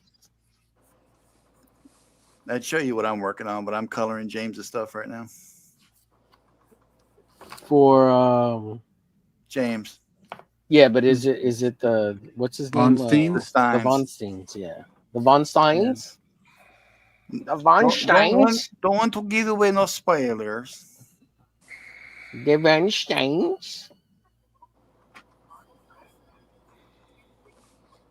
Oh, by the way, if there's fans out there and you're not familiar with Don has a show on Saturdays, which I jump on, and we draw whatever the theme is, and it's on Saturdays 7. Is that right? Yeah, I appreciate the shill, dude, but everybody knows who I am. I'm world famous. Yeah, he's bigger than Jim Lee. Yeah, I'm bigger than all of them put together. Who is?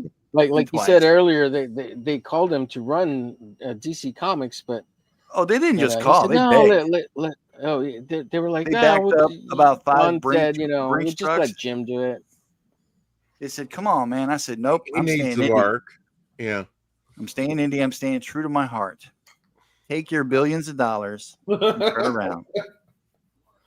Oh, by the way, when you hear Don talk, make sure you think of Kurt Russell, because that's exactly who he sounds like. Oh God. I see that scene in Vigo, and it's Guardians of the Galaxy 2. And he's just like, I see Don every time I hear his voice. That's Kurt Russell. I don't know anything that does. He have a signature thing he says? No, I can't remember anything The specific. only thing I but- can really remember that he would say was in Tombstone, where he's Yeah. looking at Billy Bob Thornton at the poker table and goes, "Are you going to skin that smoke wagon, boy? Or are you just going to sit there and bleed?" That sounds Chuck exactly like him. Yeah. And you tell him hell's coming with me. Yeah.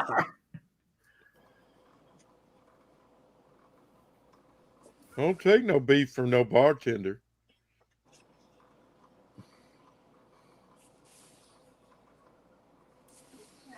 I'll be your Huckleberry. Oh my No. God. Yep, that did it right there, man. I'm done. Most quotable movie out there, just about. Jimmy Choo, Jimmy Choo, Jimmy Wong, Jimmy Jimmy Chonga. Charlie.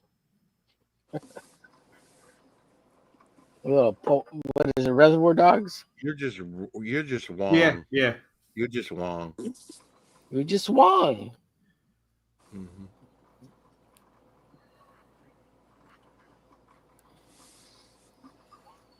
Okay, now when you can talk, don't all talk at once now.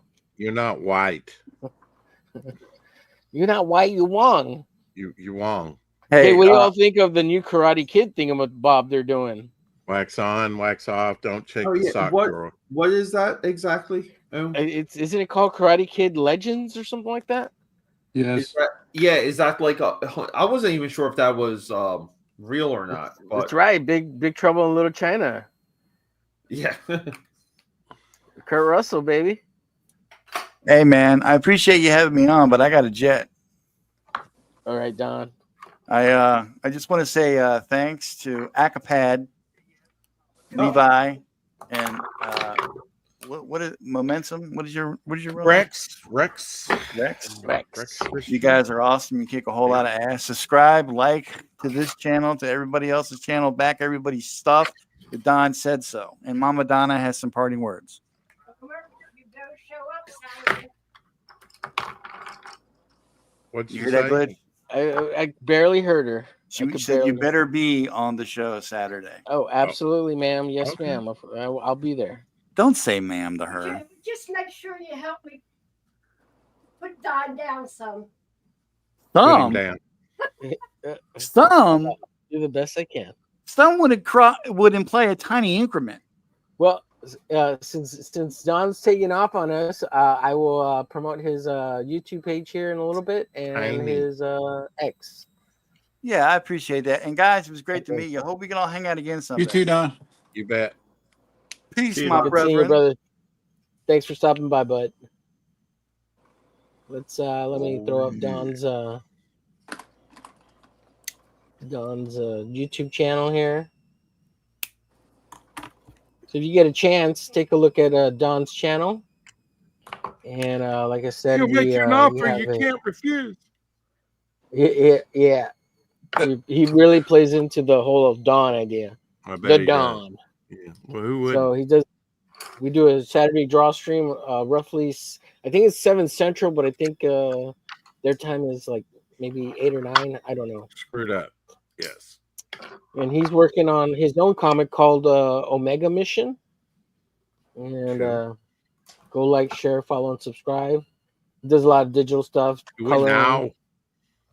Do it now. Do it once. Do it twice. Do it 3, 4 times. I swear I heard he was getting laid tonight, but that was just my hearing. Yeah, I have no idea. Here's Don's Twitter. So if you like Don's stuff, go check out Don's Twitter page. And then here's Don's Instagram.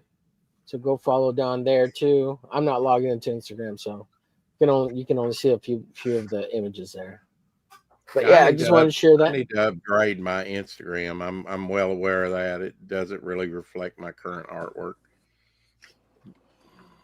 Yeah, I haven't posted to Instagram in like a year and a half. It's such a pain in. I don't know. It's such a pain. Or honkus. Yeah. Yeah. Wow, I just got a message from Shadow Rex. It just came in right now, and he sent it like an hour ago. What does it? Is it relevant? Is it? No, well, anything? he was saying he sent you the link and stuff. Oh, okay. But that was like an hour ago. And I don't think I ever got it. So, yeah. Thanks, buddy. He really loves you. He really loves you, buddy. It goes without saying. Oh man.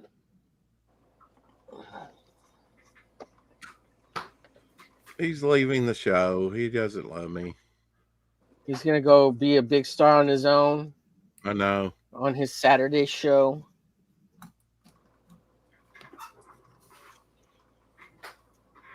I'm surprised. Well, I'm sure you'll be there, right? On his Saturday show. I might show up. Yeah, especially on the first one, I'll be there. I said, well, you'll be competing every other week against the Rex Hex and Apex show, but teach his own. Oh, that's right. Well, yeah, I will be on the Rex Hex and Apex show this Saturday for an hour. And then you will jump. I didn't think we were doing it this week. Well, Apex just sent me a message before this show. God. Okay. Saying that he's hosting and that has it been 2 weeks already? Really? It's hard to keep up with. 1 second, guys. I'll be right back. Sure thing, Pete. I swear I heard he was getting laid tonight. Anyway, Peter's like, not me. Oh, man.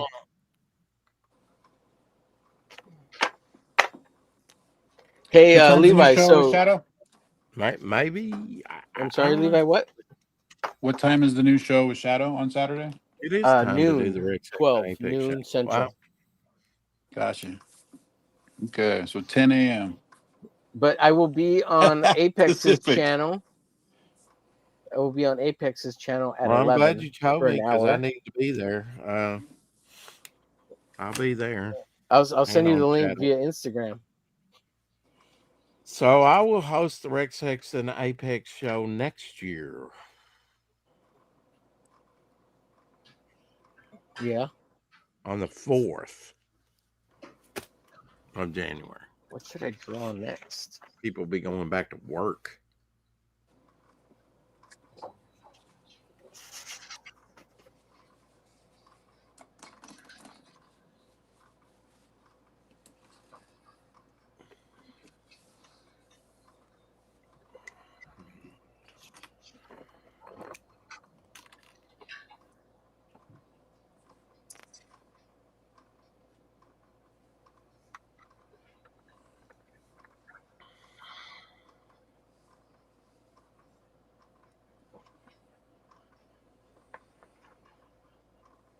All right, it's too quiet. Sorry, I got distracted. I'm trying to find something just to start inking up. Let's see. Since we've got a little bit of time and nobody's talking, let me go ahead and show some more. Let's bring up. Oh, okay. I can bring this up real quick. Let me share this comic that I worked on. Like maybe 15. It's probably 15, 16, maybe almost 20 years now. It's been a long time ago. So here's a comic I worked on called The Opossum, and it's by my buddy Aaron Moses is the writer artist, and I met him at some art show locally here, and Cool. we started talking about comics and stuff, and because he saw I was reading David Max Kabuki, and he's like, "Hey, you like comics?" I was like, "Yeah, man, I like comics. You like comics?" And get away from me, nerd. Yeah, and then yeah. And they were like, "Oh, we're buddies. We love comics." Soulmates. Yeah. So he told me about his comic book. He said he had 30 something pages, and I'm like, you're bullshitting me, man. You ain't got pages for shit. You know, everybody talks about wanting to make comic books. I gave him a real hard time, right? I was a real Never jerk. do it. I was a real jerk. And he's like, yeah, he's still cool though, because he likes comics or whatever, right? So Oh, what's the opossum? What?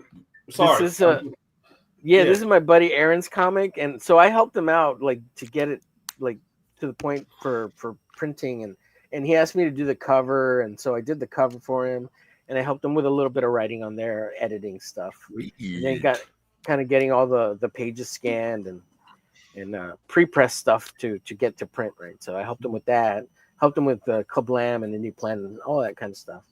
And so he got issue 1 done, and then he got issue 2 done. But by then I was going through my own things and getting divorced and stuff like that. Laid. So Life happens. Life got in the way, right? So he kind of did issue 2. I did do a cover for him for issue 2, an alternate cover or the back cover. I don't know what he used it for. But you can actually buy this comic here, and I don't know what it's priced at. Let me see. It says add to cart. Yeah, I guess the price isn't on there. I think it says $275, but I think it's like $3 or $4. I don't know. And this is like digital, like on demand, or it's Indie Planet on demand. Yeah. Has anyone ordered your own book? Like, do we know what's the quality like? Yeah. So when we initially started, we did I believe we did our first run was he ordered 100 copies and I ordered 100 copies. Oh, okay. Yeah, and then we did a second run of the printed books, and I think we did 200 copies each, or like maybe 250 copies. I can't remember, and we split it in half. I can't remember. Mm-hmm. So I would keep my issues that I bought, and I would sell those, and he would keep his that he bought, and he would sell those. But we would do conventions together, and we just we would like one day he would sell, or he'd sell for like his copies that he had, and he'd sell out, and then I'd bust out the ones I had, and I'd sell out or whatever. But yeah, I think there's roughly a total of issue number 1 that's printed and out there in the world between 400 to 600 copies, maybe somewhere in there. Oh, wow. Yeah. And so then we did he did issue number 2. I helped him a little bit with some of it. Some of the writing and some of the inking on the inside.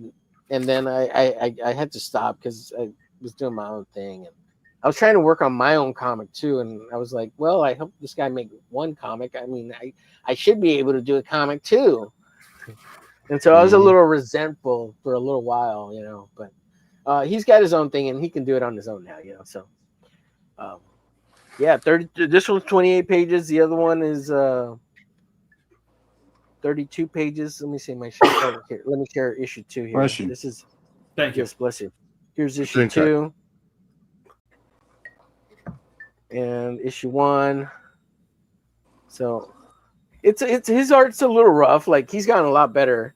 And I used to call his art kind of like a prison art. It's really not. It's a little sketchy, but it's got that kind of Prison art. It's got that rough texture to it because it's a little amateur, but he's gotten better. You know, he's gotten a lot better. This has nothing to do with his art. I was laughing because things come in threes. We were just talking about an individual earlier tonight on the stream. He who shall not be named, and that was the way they described his art. No way. Yeah, I'm just that. That's why I laughed. I'm sorry. No, it's cool. It's cool. I don't know. I always think of it because it's kind of sketchy. And it kind of looks like ballpoint pen work, but it's not. But he's cleaned up a lot. If I could show you some pages, you'll see like it's like this is kind of rough here, just because it's got a lot of weird textures that he's playing with. And if you know what you're doing, though, I mean, look at George Peter Gaddis's Midnight here. This is the way he works. He takes a cheap big pen and draws, and then puts it on a light table, does the ink lines, and then the refinement with the colors. I mean, but he starts out with a cheap $1 or less Bic pen. He With did. no Yeah, erase. yeah, but like it's there's a let me go back real quick. There's a little bit of a roughness in that it just looks a little sketchy, whereas the work that Mm. you're showing with Midnight has a little more finesse to it. Because Oh, you yeah. can't do that with a big pen, you know. You can have a little more smooth line kind of thing. It's when you're kind of not confident in your line that you Yeah, have some of yeah. that happen. So Confidence is- and you know he was just starting, but the book does look way better in person and printed than that. So, anyways, what I'm trying to say is like I'm not trying to dog him. I'm just saying that No, no, that's no, kind of no. what it felt like in the beginning. Well, You you're know? doing a good Yeah, it job of didn't it. come off like that. Yeah. It's a that descriptor is a thing. It's there it's almost that is a style. Right, Yeah. right. I Yeah, would say it has like a graffiti feel to it. Maybe that's a yeah, better a street art or yeah, a graffiti feel to it yeah, than say prison art because you know. yeah. Well, if you see somebody like on their sleeve or something like that, you see, you.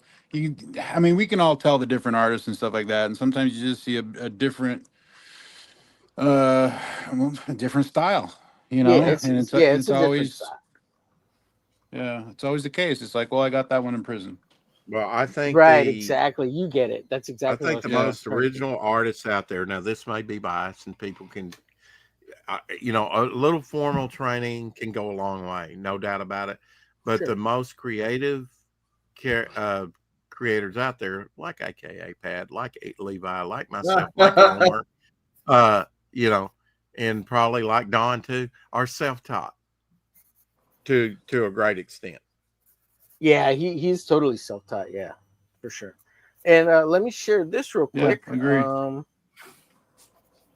On my YouTube page, if you go down to the bottom, you can find a playlist of this documentary we were in because cool. like locally in our town area, we No, were kind of a little formulaic. bit of a stars, and we got Ah. kind of a we were on TV. There's a TV interview that I got to cut up and put on So you're famous. we got a little notoriety, and then one of his Well, buddies there you go. wanted to make this movie on him, and we're there, and there's all Hobnobbing with this. the glitch. So this is like little animations. man.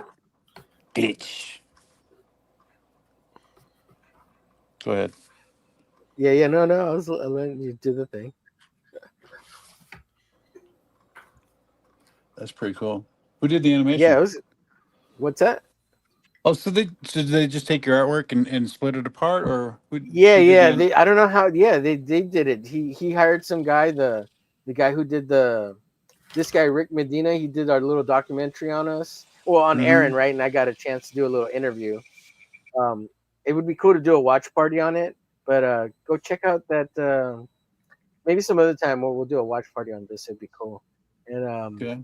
playlist there. It's got all these things on this documentary. And what was I gonna get to? What was it you asked, Levi? Oh, dude, you're asking the wrong guy right now, man. No, I'm Oh, pretty sure he's got the right guy. what did I ask, Rex? Come I don't on, help know. me out, man. I don't know. I can't help you. I was I don't. trying. I just totally blanked right now. So, Hey, I'm anyways, the guy that's had 3 strokes, man. I'm the one who's supposed to be spacing right now. Oh, Yeah, but I never pay attention. Damn it. yeah. So one of his friends wanted to do this documentary on him. We got a little bit of a television play locally. He did like I think 3 interviews locally on our local television stations, and I did one with him, the very first one. And I got a copy of the video because they gave it to us, and I recently found it maybe like a year ago, and I have it on this computer, and I've been meaning to edit it because it's stuck together with all the other little interviews they did, and I just want to cut out the part we were in. But yeah, it was cool, man. We were in our early 30s, and it was like people kind of knew a little bit of who we were, and it was kind of fun. Anyways. A little hometown notoriety. Yeah, it was cool, man. But the guy who made the film, his name's Rick Medina, and you can find the movie there on my channel. Please Hey, like, share, follow, and subscribe. You guys want to hear an embarrassing story from me about getting on video? Sure. There you Man. Do you go. want to only. tell us an embarrassing story of you getting on video? I can waiting tell for it. that. It's just kind of well, all right. So I'll tell it. So it's year 4. I think it's year 4 of Emerald City Comic Con, and I make it in the door early. I'm first in line for portfolio reviews with Bob Schreck. So you guys know who Bob Schreck is? Yeah. Okay, Frank Editor Miller, at Jim Marvel? Lee, Hush, all DC? yep, DC, all the big Batman books. Brought in Frank Miller, brought in Jim Lee, brought in, anyway, just go back. Bob Schreck was the editor. Peter A. DeLuca? So I'm standing there in line, and Bob's had a knee and hip replacement surgery, so he's a little slow getting in for the day, and it's opening morning, and I'm standing there at an empty table. Well, on the other side of the cubicle area is Brian Michael Bendis, and of course his line is just absolutely huge because he's on the Ultimate Spider-Man run, and so I'm standing there just waiting, and this news crew from Cairo 6 or whatever it is in Seattle, they come up to me and they go, "Excuse me, can you tell me what's going on over there?" Because they were absolutely clueless. This is year 4. They're just starting to promote the darn convention. These geeks in town, and I go, "Well, that's Brian Michael Bendis," and they look at me stupidly, right? and I go to explain, this is the guy writing Spider-Man, blankety You blank. don't blank, know who blank. your gods are, Levi? Yes, come on. And so they go, "So what are you here for?" And I go, "Well, I'm here to get a job." So immediately their eyes kind of like lighten up, like, "Whoa, you can get a job here?" And I'm like, "Well, I'm waiting for a portfolio review." And Bob Schreck, he finally shows up in the middle of this conversation. He sits down, and they ask him, like, "Hey, do you mind if we record this portfolio review?" And we both were like, "Yeah, Holy sure." shit. And I can see where this so is going. you can see where this is going. And Bob is Absolutely, sir. a stud. I had met Bob. This is my 3rd time getting a portfolio review with Bob, and he's like, Oh I wow. can kind of sense he's recognized me a little bit. So or so you hope and wish. I'm hoping so. And Bob's the coolest dude, man. He Yeah. always is at portfolio reviews, and he gives me one of the sweetest portfolio reviews. And then actually, this was the first time he actually took my pamphlet. The copy of all your portfolio you give to the guys. Like, here's Right. take this back to your office and blank. Right. And so and that it just ended, right? And I didn't get the job, and I just boy, this is kind of Existential crisis. yeah. I didn't, yeah. So I just turn around, right at the portfolio review, right? I just turn around, I go to the camera, I just shrug my shoulders like, I guess that was it. And so it was just a huge disappointment and for them. And so my buddy Jay, the writer of my book, he worked for Crim 2 here in town, and I said, "Hey Jay, call up Seattle and see if you can get that footage because they cut it. I didn't make the news that night because I did not get the job, right? Yeah. Not interesting story." And Jake calls me back. He's like, "Yeah, I talked to the editor. Yeah, you're on the floor." So Wow. yeah, I didn't even get my own copy of it. Didn't make the final cut. Yeah. Oh man, that sucks. Yeah, well. Loser. Loser. Well, I mean, at least you're candid about it, and you can kind of have a chuckle at it, Yeah. Right. But look at you now! Look at you now! You're on top of the world. 3 strokes. Top Look of the at me now, world. Ma. 3 strokes couldn't take me out. Bob Schreck was a Man. really cool editor. He just wasn't Yeah, higher yeah. worth a flip. No, I just this was early 2000s, and I was trying to break in as an inker. Had you had your strokes yet? No, I didn't have I those didn't until think 20. so. Yeah, So he wouldn't even 2017. hire you before you were, stroked out. Come on, man. Now, because see, he's stroked out, he smokes out. Mm-hmm. the DC editor, shoot, he was a colorist. He was the DC art director in the early 2000s. He was known mostly for his coloring work. Um, Remember his name? Carl. Not Carl. Yeah. Oh my God! Hold up, I'm forgetting. I know, right? his portfolio review Wasn't Potts, was it? No, it wasn't Potts. Potts was mostly Marvel. This guy was known for his coloring. Yeah, hold up though. Let me see if I have it in any of my books here real quick. But that was my best review there. So he said, Levi, if this was the 90s, you'd be inking 3 books a month for me. Wow. Yeah, and I go back to the table and I tell my friends what he said, and they're all like, "Oh man, he's so mean. He's trying to tell you your style is dated." And I was like, "No, he's not. He's trying to tell me I was born late. I missed the boom." Born in the wrong century. Yeah. That same convention I got one from Bob Layton too. That one was fucking cool. Yeah, it's funny you bring up inking because I'd probably rather ink than anything. Inking is where it comes together. Yeah. Like I'm a big inker. Yeah, I love inking. I would rather ink than break in any other way. Yeah, same here.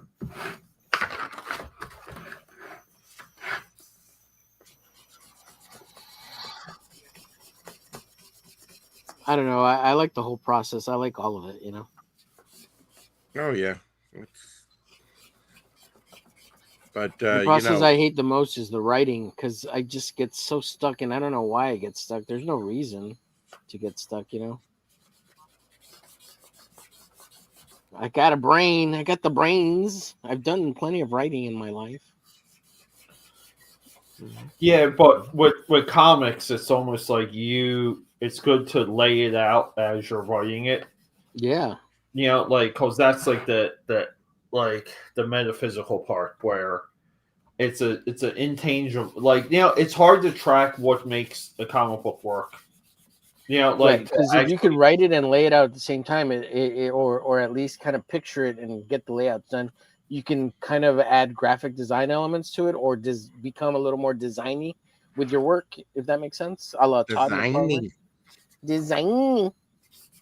Yeah, I think things took a turn when, because even guys like Alan Moore, they lay out their own stuff. Brian Michael Bendis, Mark Miller, laid a lot of it out. Yeah, but we kind of had a generation of creators that are just strictly writers. They're not good with the layouts, and I don't think the books are as good because of it. Right. And vice versa, where a bunch of artists are just drawing whatever the fuck they want and hand it to a writer guy, and they're like, "Hey, you make sense of it."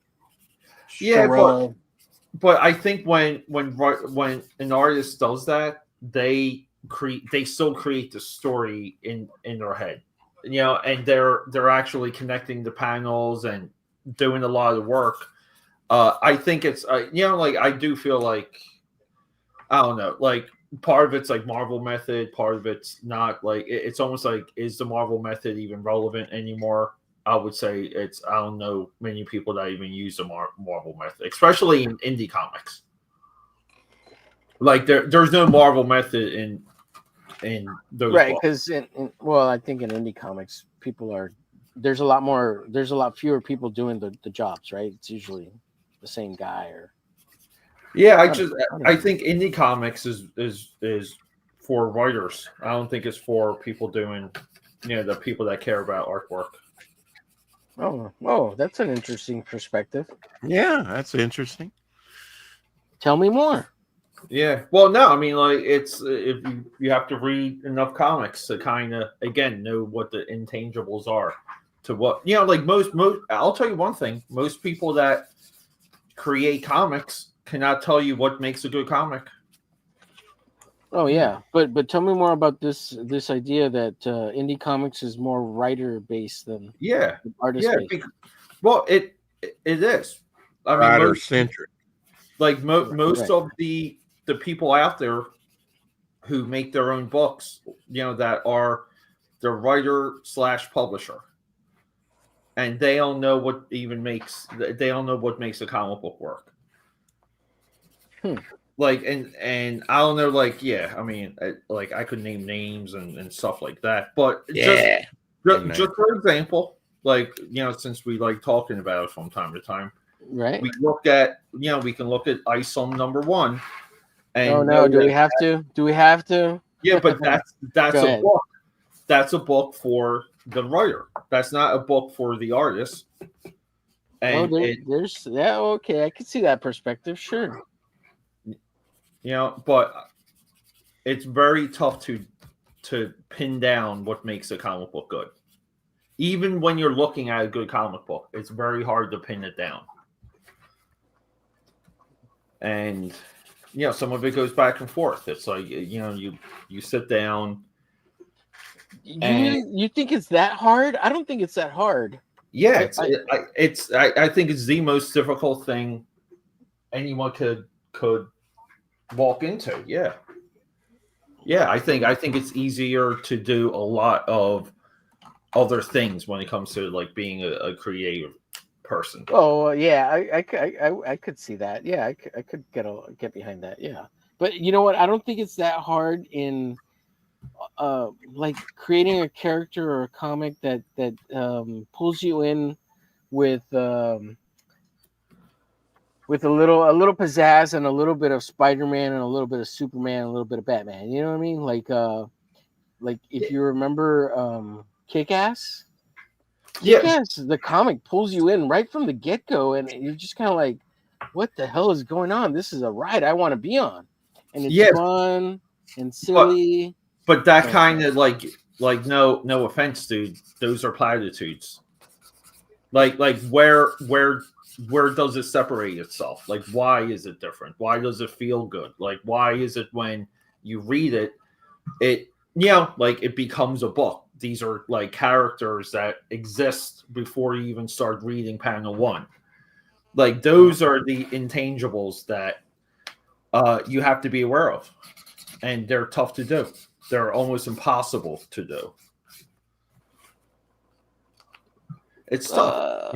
Yeah, okay, sure. Yeah, I mean, Mark Miller does it all the time. He like does it all the time and consistently does it. So it can't be that hard because he's just a regular guy like us. Maybe a little bit smarter, maybe not smarter. Maybe he just loves comics more than we do, and he sticks to like the basics. Here, I'm looking for. I think there's a basic formula he sticks to. Let me see if I have Kick-Ass in. Hey, I don't want to sidetrack you guys, but the editor's name is Mark Chiarello. Chiarello. Yes.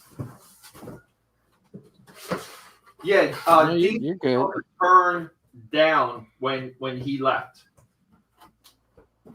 Like he got excommunicated around, when Jim Lee fully took over. 2019. Yeah, I left the company 2019. Yeah, like that was the beginning of the end. You can argue that was the beginning of the end for Pete, let me ask you, do you like Mark Miller? Yeah. Okay. Yeah, I mean, I'm not like a super fan, but I do like his stuff consistently. Like a metal. Yeah, but here's the thing though. It's like Mark Miller is one in how many, and he's someone that like he has a little bit of the right touch. He writes good things. He's he collaborates well. But it's not but it's not like you can read a Mark Miller comic and create a good comic. Right. I mean, it's basically his stuff. That's what I mean. Tailor-made for him. We can all watch a Steven Spielberg movie. We can watch them, we can memorize them all, and we can sit down and make a Steven Spielberg movie. Wait, explain that again. I don't understand. I get that. Like we can make a Steven Spielberg movie. We can study all of his shots, all of his tropes, his movements, the beats of the movie. You can do it with a comic book. You can. You can't. No. You can't. Yes, you Copy John can. Byrne. Copy. Go Really? draw John Byrne then. Go draw Jim Lee. Go draw. That's what you're missing. What he's talking about is like you can reproduce a Spielberg shot. That's just a camera and an angle, right? Maybe Versus lighting. There's Well, some here. lighting yeah, involved. yeah. But you can't get everybody to draw like Jim Lee. You can't get Well, everybody to draw like John Byrne. You Well, cannot well, I bring up reproduce that Kick-Ass book. because it's drawn by John Romita Jr. and there are some Right. John Romita Jr. haters out there. So, True. Sure. well, Not me. yeah, I was gonna say like people that It's not hate Jim Lee. AR don't understand. No. But we're talking about reproducing that book. I mean, if you're going to say I can reshoot the Spielberg movie, I'd say yes. If you're going to say I can reproduce that Kick-Ass book, I'd say no. I mean, like even here when we're flipping maybe through, I'm just more hopeful, I guess. no. I think it's here. Here's the thing. I think the people that think it's easy, it's a obtainable, it's possible. I think those people think comic books is an easy medium to tell your story in. I think it's an easy threshold to obtain. Yeah, To break 1,000%. into. What? It's a very daunting task. So I'm falling into this category of I think it's easy to attain. No. Yeah, not directly. I think that's a part of the pool though too. Like your comic books are obtainable. They're disposable entertainment. Like they're there. So like it's you know, right. like Well, let me say this. So I worked on those 2 comic books with my buddy, right? And then I made this by myself without having to ask anybody. Right. And it's I 16 think- pages of total fucking awesomeness, you know? So when we, as kids, when we looked at Todd McFarlane and Rob Liefeld, And I made this for less than $1. we looked at those 2 guys and we said, I can almost do this. It's obtainable. Exactly. It wasn't like looking at the Ramita stuff and going, oh my goodness, I cannot draw like Ramita Senior. You know, I cannot draw like John Byrne. But when Todd came along and Rob came along and all the funky styles were allowed to come in, all of a sudden it opened it up to everybody going, oh my goodness, I could almost do this. I can't do that house style, but I can almost do my own thing. Yeah, which is it is funny how that era killed the house style. It really did, because even if you go through individuality, for example, like Fantastic Four post Jack Kirby, like everyone that followed, including Buscema, including Romita, they all tried to ape some of the Jack Kirby elements because they were like declining in sales. They knew Jack Kirby sold, but no one could understand how to draw that book like Jack Kirby to sell it better. And you had the best of the best in the industry working on Fantastic Four post Jack Kirby, and no one could figure that out. You know, like that. Maybe that's a better example. I'm always fascinated talking comic book stuff like this because I don't know. I'm very interested in it. You know, like what is that spark? You know what I mean? What is that? Lightning in a element bottle. that you guys are talking about. Yeah, Teenage Mutant Ninja Turtles was lightning in a bottle, but even look at Teenage Mutant Ninja Turtles. You're absolutely and right. if we could bottle what the Ninja Turtles had, we'd all be millionaires. But yeah, but that's the thing. Like no one even came close to replicating Teenage Mutant Ninja Turtles, even though you had a generation of black and white comics that tried to copy it. Exactly. So, like, why is that? Where, for example, if you have like a slasher movie like Friday the 13th come out, like Friday comes out, makes a ton of money, there's an entire industry that spurs up that makes comparable, even better movies than that. Right. Because, and some of them are like they're replicating that. It's like you can have a trend in comics that's one comic and nothing else is even close to it. Like that's again, like that's what makes comics. It's tough, dude. Like it's a tough thing to figure out. I'm still okay. Well, I will say this that what you're talking about is like mega hit success, right? You're talking about like hidden gold. I'm not talking about that. I'm just talking about making comics. Period. Like getting in and being indie and making comics is easy. Like anybody can do it. It's not good. Yeah. It may not be good. Like that. Right. That's the part. But I'm saying also it shouldn't be that hard either. Well, no. Alan Like, Moore said, like, I can't believe nobody's beaten Watchmen. Like, and he thinks nothing of it. You know. Oh But my goodness. but he's I right mean, though. Right. Yeah. The Watchmen. Watchmen is a masterpiece, right? I mean, obviously. I No. mean, But no, but Disagree. Oh, What's okay. I'm yeah. freaking So curious look, now. Watchmen I'm on the is edge of my not. seat here, Levi. Yeah, but Watchmen's not everything will like cup of tea. Like that's fine. Like I love Watchmen. yeah, but you know the best thing about Alan Moore when he writes, the best thing about Alan Moore is Ballard, Chris Spruce. Give me the artist that he works with. Who was it on McRae on League of Extraordinary Gentlemen? Was that who it was? Or Thinking Dave Gibbons. Dave Gibbons. Dave Gibbons? Give me Watchmen? those guys over. I mean, those are the reasons I picked up and read those Alan Moore books. Otherwise, yeah, dude, the whole pirate story in the middle of it. I mean, I get your artsy fartsy part. Like, I get why it's there, right? I never read the. I still haven't read the pirate stories. Wait, why is the Black Freighter there? He's trying to make some sort of statement out of it, Like, you know. well, what's the statement? I got no clue because I've read it one time and the rest of the time I never read it again. Yeah. So it took me out of the story. It was like two separate stories into it. Every time. Well, they had the alien story that was in there as well.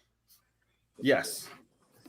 Levi, I owned the Watchmen for like 10 years, the paperback, right? Right. 10 years, and I bought it and I spent a month trying to read the first 2 fucking chapters of that goddamn book. And I couldn't get past the second issue, man. And so I put it down and I tried again like 2 years later to read the whole book. Same thing happened again. Got stuck on issue 2. And I was like, what is this? And you know what?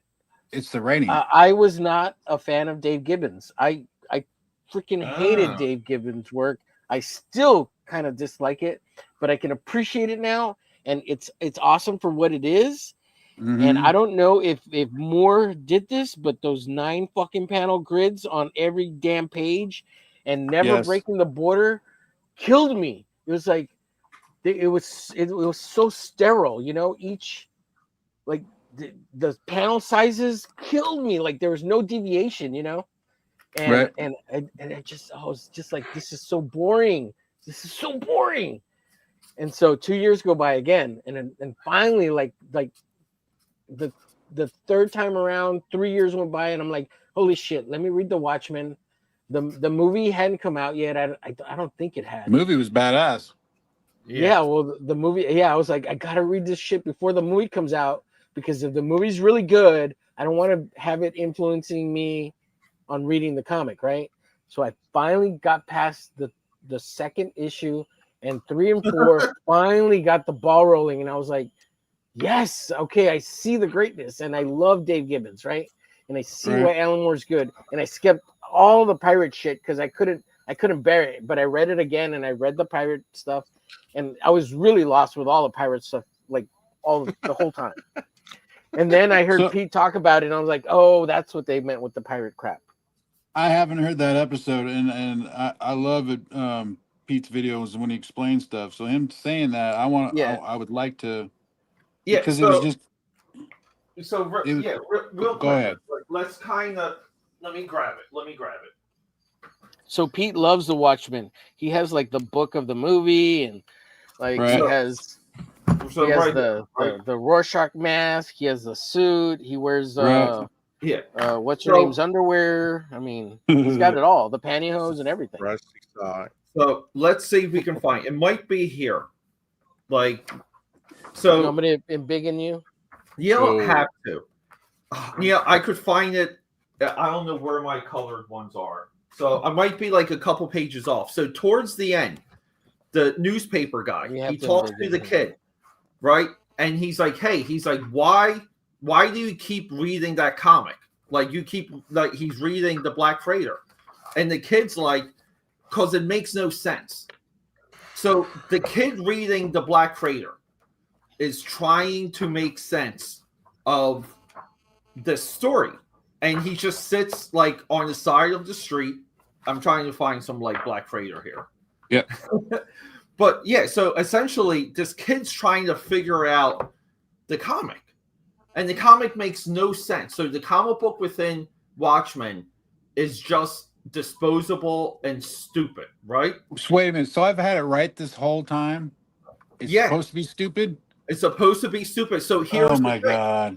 So at the end, when Ozzy does the alien, right? So he tricks the world that an alien invasion hit Times Square, and he creates world peace, right? We all know the moment. And then he shouts victory. So here's the thing. This only makes sense if it's in the comic book, because it's stupid. It's a stupid way to create world peace. It makes no sense. Right. But we accept it though, right? Because it's comic book logic. It's comic book logic, and that's what the Black Freighter is. It makes no sense. And then here's the other thing. The other thing that people miss is that Ozymandias, he sees everything through. So a lot of people think the journal at the end is some gotcha. But Ozymandias even knows that this is happening. So the entire book, the way how he sets up Roe here by killing the comedian to lure him to the Arctic to get killed, and the journal is meaningless because no one's going to believe it. Like no one, because he's crazy. So Roe is so that's the one thing people miss too. Ozymandias predicted everything that happens inside the panels. Right. So, man, I've never seen that black and white version of the Watchmen. Oh yeah, it's great. It's cheap. It's like a couple bucks on eBay. Couple of dollars. What was I doing? I was drawing Street Fighter. You guys distracted me. I did. Well, I mean, this was deep. This was deep to me. I said the wrong thing. We're trying to find gold nuggets, is what's happening. You know what I'm saying? I've insulted Jim Lee. I've insulted Alan I know, right? Yeah. Yeah, I think when you insult Jim Lee gets a email. He probably does. All I'm saying is, dude, like we can all agree on my analogy, right? Like Bon Jovi, put in any band you want, right? As long as you're at that level, but if you're not producing Bon something Jovi's new, overrated. Sorry. No, but right. Yeah, but I do agree with that. Yeah, like with what your Jim Lee take. It's just I look at it and I go, yeah, it's Jim Lee. It's beautiful, great job. But I see no new trick, man. I don't see you stretching the boundaries of your ability. I don't see you trying a new angle. I don't see with Jim Lee, yes, he's totally become more stick figure. You don't see Barry Windsor Smith, who looked like Kirby starting out, morph into Barry Windsor Smith. There you go. A higher level of illustration. I mean, by far. Yeah, I think that Mark Silvestri, Deadly Duo, was so immensely impressive. It destroys part of Jim Lee's legacy because him and Jim Lee, he's older than Jim Lee, but they're contemporaries. And Mark Silvestri, of all the Image guys, produced something that was completely head spinning, just in quality, and like we have to take that into like account when we, because Jim Lee and Silvestri, they had their own studio. They had Homage Studios. And they fought each other in the split up. Yeah, like we don't really know each other too much about. Yeah, we don't know too much about that schism either. There's very little documented on why Mark Silvestri left Jim Lee. Well, for one, all the studios were trying to steal each other's creative. Right, there was that. Art. Yeah, for sure. Speaking of Barry Windsor Smith, competition. Conan Red Nails. And they probably all dealt with the deadlines, that were looming. BWX. There was What's a that, lot of weird stuff BWX? going on in those studios. Yeah. This guy's just BWX. What does that mean? No, BW. Oh, Barry Windsor. Barry Windsor Yeah, Smith. yeah. Go ahead, Levi. Sorry. just things, like when Finch left the studio and like Marvel wouldn't trust him, because of the reputation that he had developed at Yeah. Well, look. because he would come in, the way I hear it, he would come in and go, okay, I'm making, let's just say my page rate is $500 per page. Well, if I come in and I ink and I pencil 1/4 of the page, well, shit, man, I just made $150. I'm gonna go to the beach, and that's what he would do. Those guys, yeah, they were. It took almost like a generation to rebound from the practices of the image studios. Like the image studios poisoned the major companies and other independents that were kind of run by like the vets, like basically. Right. And yeah, it sucks because it's almost like sales solve everything. Like when you're making money, like it doesn't matter how you bake the dough, basically.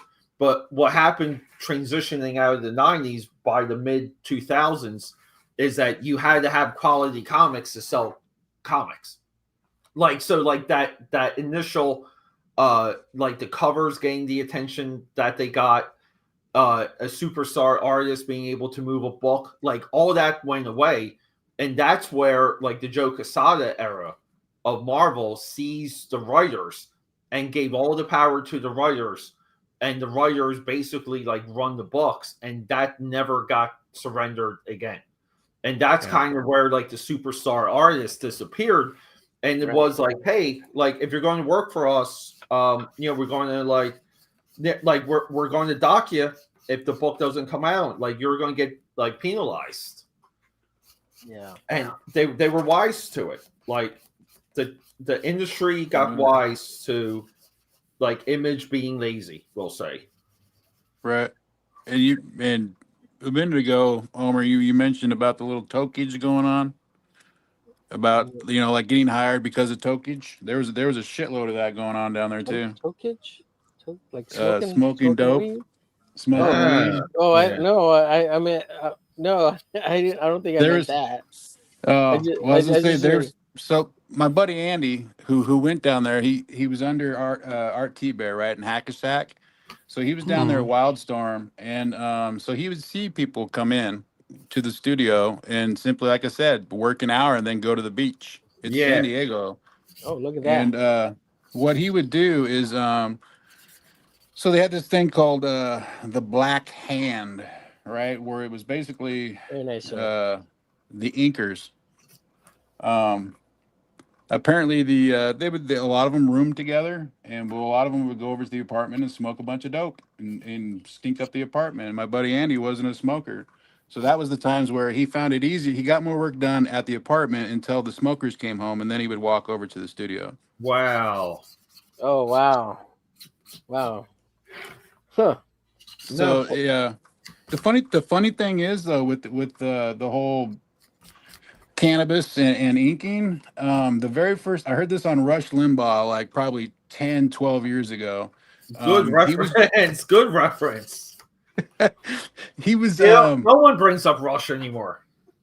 Love Rush. Absolutely love Rush. Never hear about him.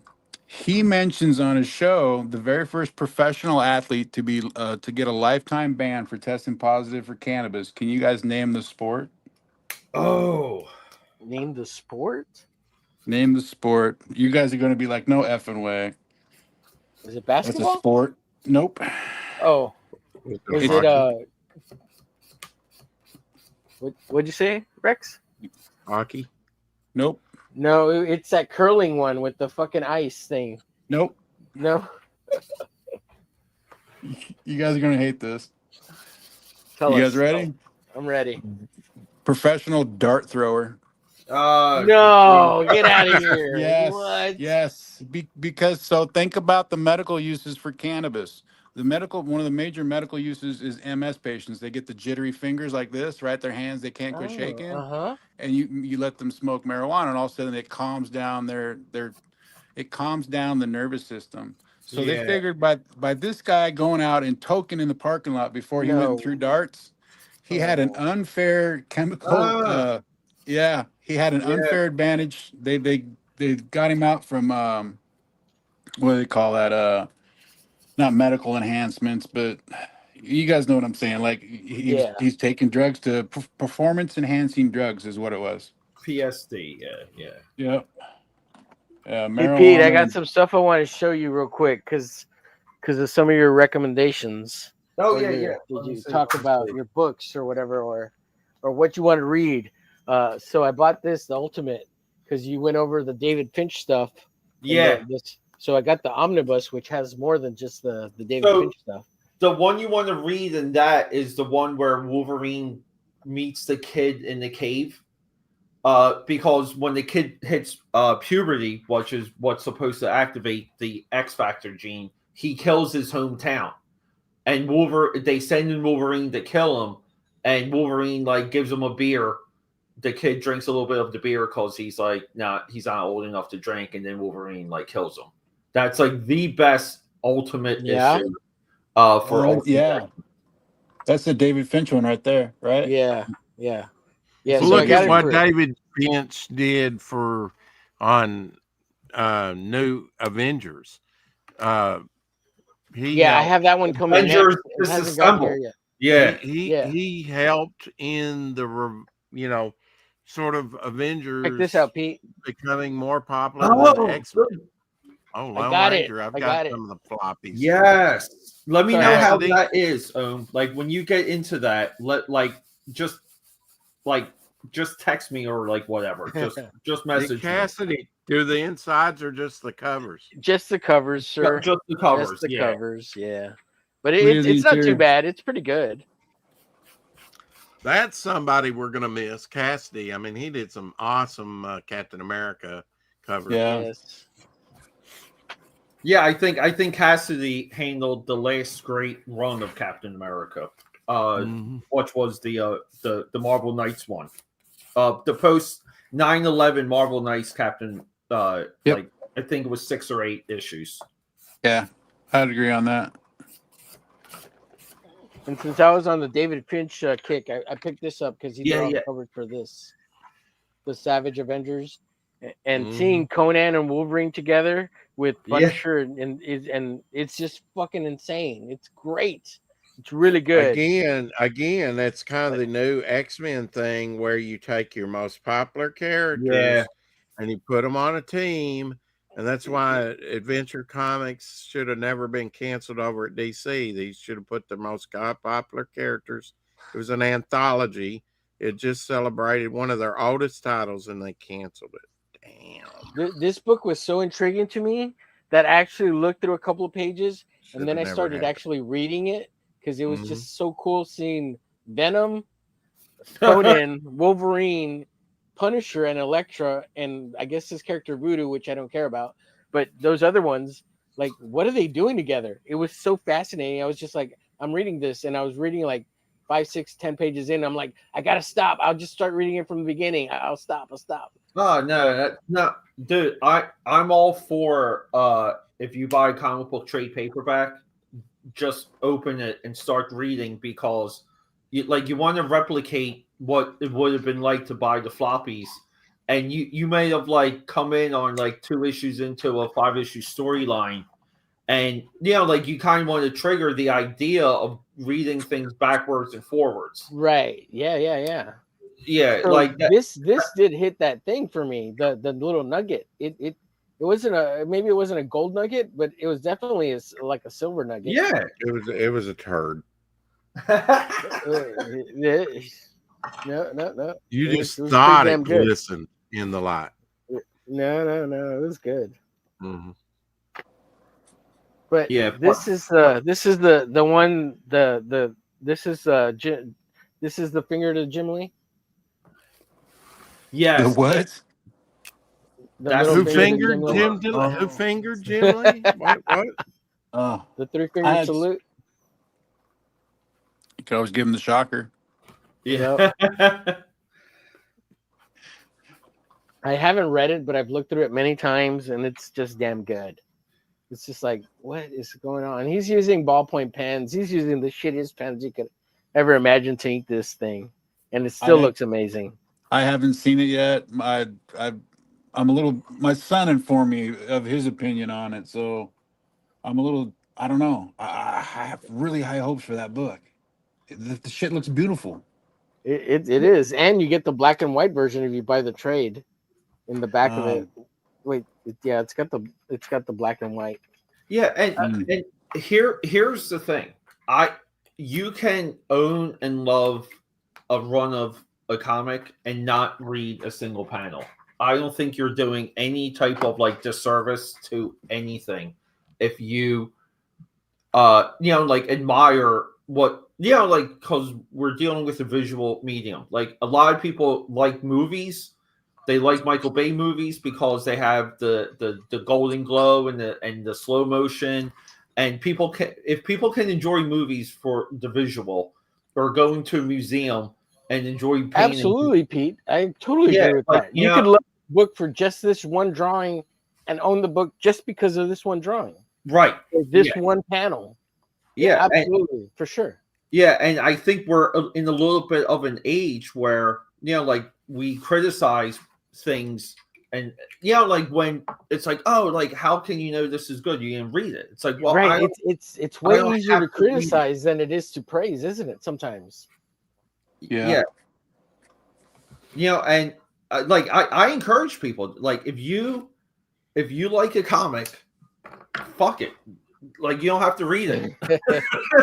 You don't have to read. Absolutely. I have a shitload of comics that I haven't read, but I've looked through every single one, and I still have them. Collect what you like. You'll never go wrong. I mean, oh man, and you don't have to justify it to me or anyone else, just yourself. Yeah, Rex. Maybe a lot of people are just way too critical on comics. Like maybe I should take a look at Isom again and not be so harsh and kind of try to enjoy it. Yeah, that's still a tough one. I bring up Isom only because like we're all familiar with it. Right. Well, I mean, and of course, yeah. You want to build a somewhat of a consensus if it's truly that bad, or whatever. You don't want to be like totally gloating over it if it's not. Hey, I was hoping that some of my videos got a little bit bigger to kind of get on his radar because I feel like there's solid advice in them. I feel like my newest one about it, where he can take that 300-page trade paper. Oh yeah, that was a good perspective on it. Editing it and fixing things. Yeah, just like it better. Fucking add more pages. Like fix it. Like just fix it. Yes. Anyone can do that. Yeah. Hey Pete, have you seen? And I read the first issue, but okay. So back in the day, and I'm not trying to be controversial. I'm just telling it how it was. So I used to watch Trashcast with EBS. I don't watch it anymore because it ran its course for me, and it was the same thing over and over again. So I don't watch it anymore. But I used to watch it faithfully every fucking day when it was on. Yeah, I watched it for like 80 to 100 episodes or whatever it was. So, but there's that one guy who took Isom and rewrote it. Oh, yes. On Twitter. That was freaking good. That was entertaining. That was, I was like, wow, this is way better. Yeah. Well, yeah, and that's what I mean. Where at one time it's like when you had physical comic book pages and you had the cost of printing being what it was.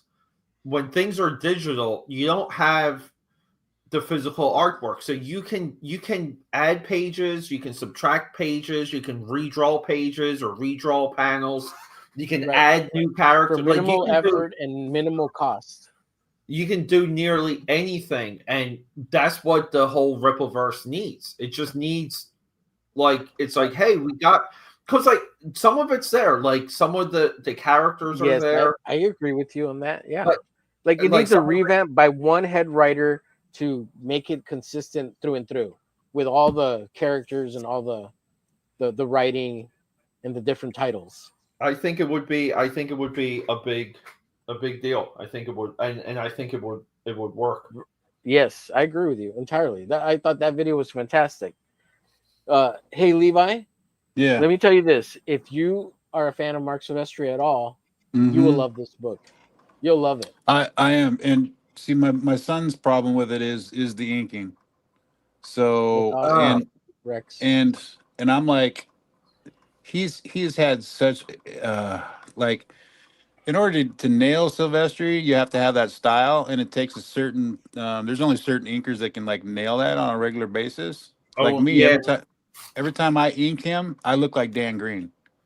Ah, I look like so. Dan Green is good though. I wouldn't knock it too hard. Right. Dude. Or there was Rubenstein inked him too on X-Men versus Avengers, which was a fucking phenomenal run when he was almost kind of sort of breaking in, his younger days at Marvel. Yeah, he was still like a couple years deep in Marvel by then. But but he was still kind of like the John Buscema. Yes. And Rubenstein gave him a different flavor to him. Yeah, but quick side note, that 4-issue miniseries is legit and it's memory hold. Like that, it never comes up anymore. Okay, I will say this, Levi, you're not going to get anything clean out of Silvestri in this book because he's inking himself.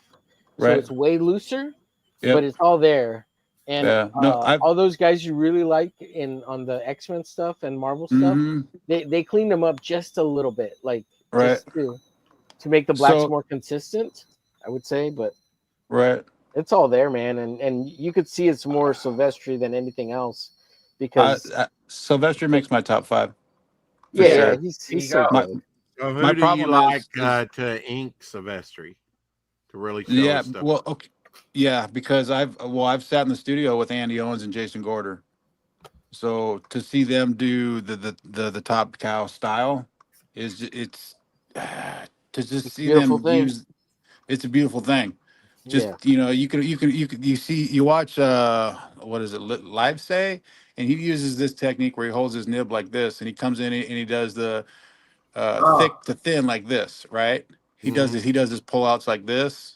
Right, versus like Gorder will actually do it like this, So there's not even a technique where you're holding the thing where you can go, okay, if I hold it this way, I can master Top Cow, because I've seen 2 different guys use 2 different techniques on their nib to get that same freaking look.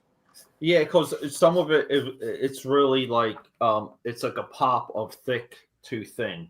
Yeah, so it's like pressure, no pressure type. It's like order and chaos type of deal. There's guys that are good on Silvestri and guys that aren't. Yeah. I don't know if I showed you this, Pete, but I picked this up because your earlier videos talked about Heroes Reborn and stuff. So I got the omnibus thing with all of them.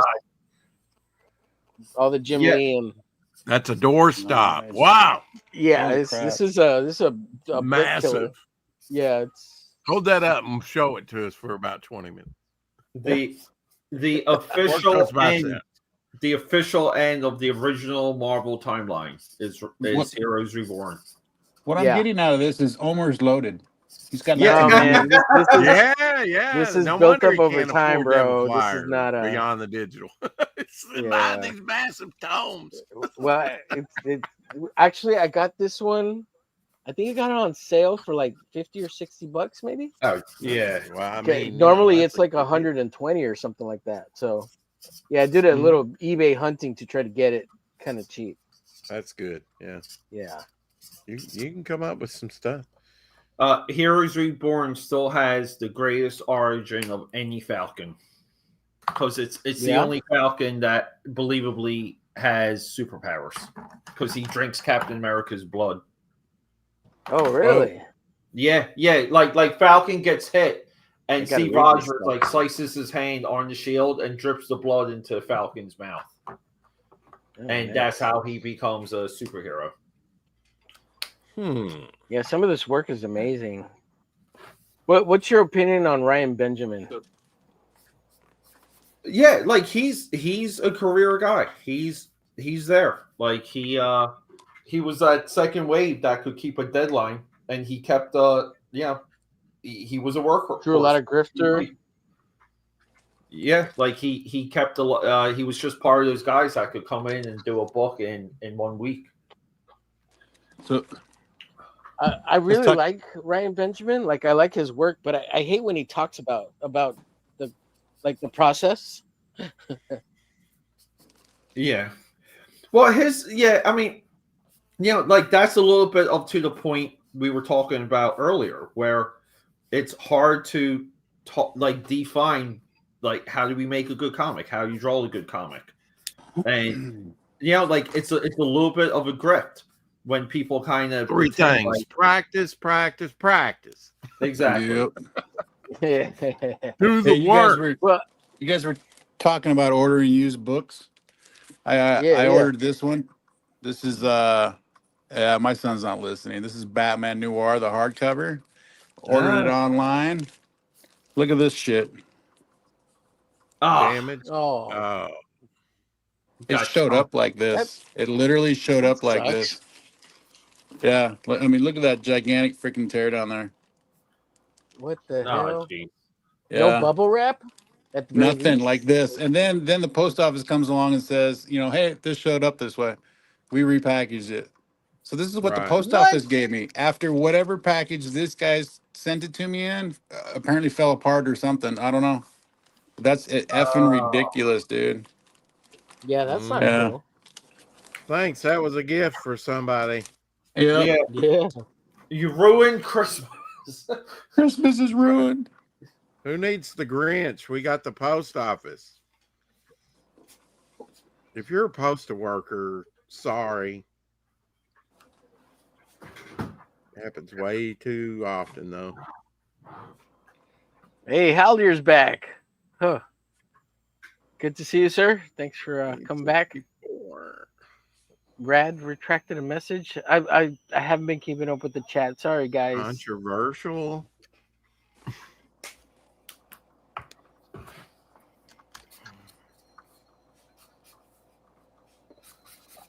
We've been going on. I don't really like to ignore the chat. Yeah, we're coming up on 3 hours. If we got about 9 minutes. I think I'm ready to call it myself. Maybe nine. Let's go the 9 minutes, and 99. we'll just do the 3 hours. So that'd be pretty cool. Sweet. There you go. And then we'll call it a night. Sounds good. Yeah, I was going to showcase some of my inking, but all my stuff is still. It's a mess. I can't even grab. So are we? Omer, I wanted to say, only set up 3 streams at a time in the future. Okay. Past 3 streams per day, no one will get notified. Oh, really? So 3 is the max that you should ever set up at one time on one day. Okay. If you want to stagger it now and do like 3 today, 3 tomorrow, I think that'll work. But okay, I'll try it out. Way out there, and it also gets confusing. When I went on your and I was trying to find the show, it's like, well, which one is it? 22 days in the future, but I was on the wrong stream. See, it gets confusing. Oh, I see what you mean, Rex. Yeah, because he set up like 5 or 6 streams, and it's like after 3, YouTube doesn't notify people, so you're better off, with the viewers getting a heads up, So just don't put out 5 or 6 in one day. I've done that. I made the mistake, but Shadowhawk's the one that told me after 3, I stopped getting your notifications. Really? Yeah, I didn't know that. Well, thanks for telling me. Yeah. I was trying to set up the next 5 or so I could kind of schedule some other things, because I'm trying to schedule my my community posts for the title card for the announcement also. to help promote the live streams. So yeah, I really like scheduling things because I can give myself an hour or two and just do that the whole time, and then when it comes to the actual day, I don't have to worry about that stuff. So Yeah. I mean, I've done the very same thing. I like to do that too, but there is a limit if you want people to get notified and not miss it, because Right. they really can. They missed my streams. Well, I didn't get notified. Well, there's a reason. Even with Blame me. the bell checked all the way for all notifications. Yeah. I mean, yeah, I would like, but even Rex saying that does make a lot of sense, because there were times where, like, even when I first like became aware of Rex, it would be like a week would go by and be like, oh, like that guy hasn't streamed, and I would have to like go to the YouTube like page and be like, oh my god, I missed like 5 or 6. Right. Yeah, I was streaming. Yeah. Anybody knows me, I'm always on. Always on. Yeah. That's right. Yeah, never off. Yeah, I think if Rex had a fully paid StreamYards account with endless hours, he would be on 24/7. He'd sleep in that chair and everything. Yeah, he would. I have slept in this chair on stream with a pillow. Oh, yeah? For about 30 minutes, didn't move. People thought I'd passed away, or I was on, or my camera was just stuck. Yeah. Pulled a Dale Everybody Keown. thought you pulled a Del Keown. Yeah, hell yeah. Well, I did a 30-hour marathon, and then the next day I turned around and did 16 hours. Yeah, but I remember you talking about that once. Yeah. Yeah, and then I got sick after that. Oh my god. Because I ran my body down, And That was cool. A lot of streaming. Why are you crystal clear now where sometimes you're super choppy? It just comes and goes. I think it's maybe the load on YouTube, how many people's, and late at night it might get a little better. Is everyone here like are you Wi-Fi, or do you? I'm doing it Wi-Fi, and I'm told that's not the way to do it to get the. So here's the thing. So I went back and forth with StreamYard heavily. I went back and forth with my ISP heavily, and what basically got determined is that on Wi-Fi, it's like StreamYard doesn't even guarantee like a steady Wi-Fi, like, period. They don't guarantee Wi-Fi being steady. So I did a couple practice streams just to like record and like use dual cameras and even sharing my screen after I patched in for the first time. So I jacked in, and all of my like issues went away.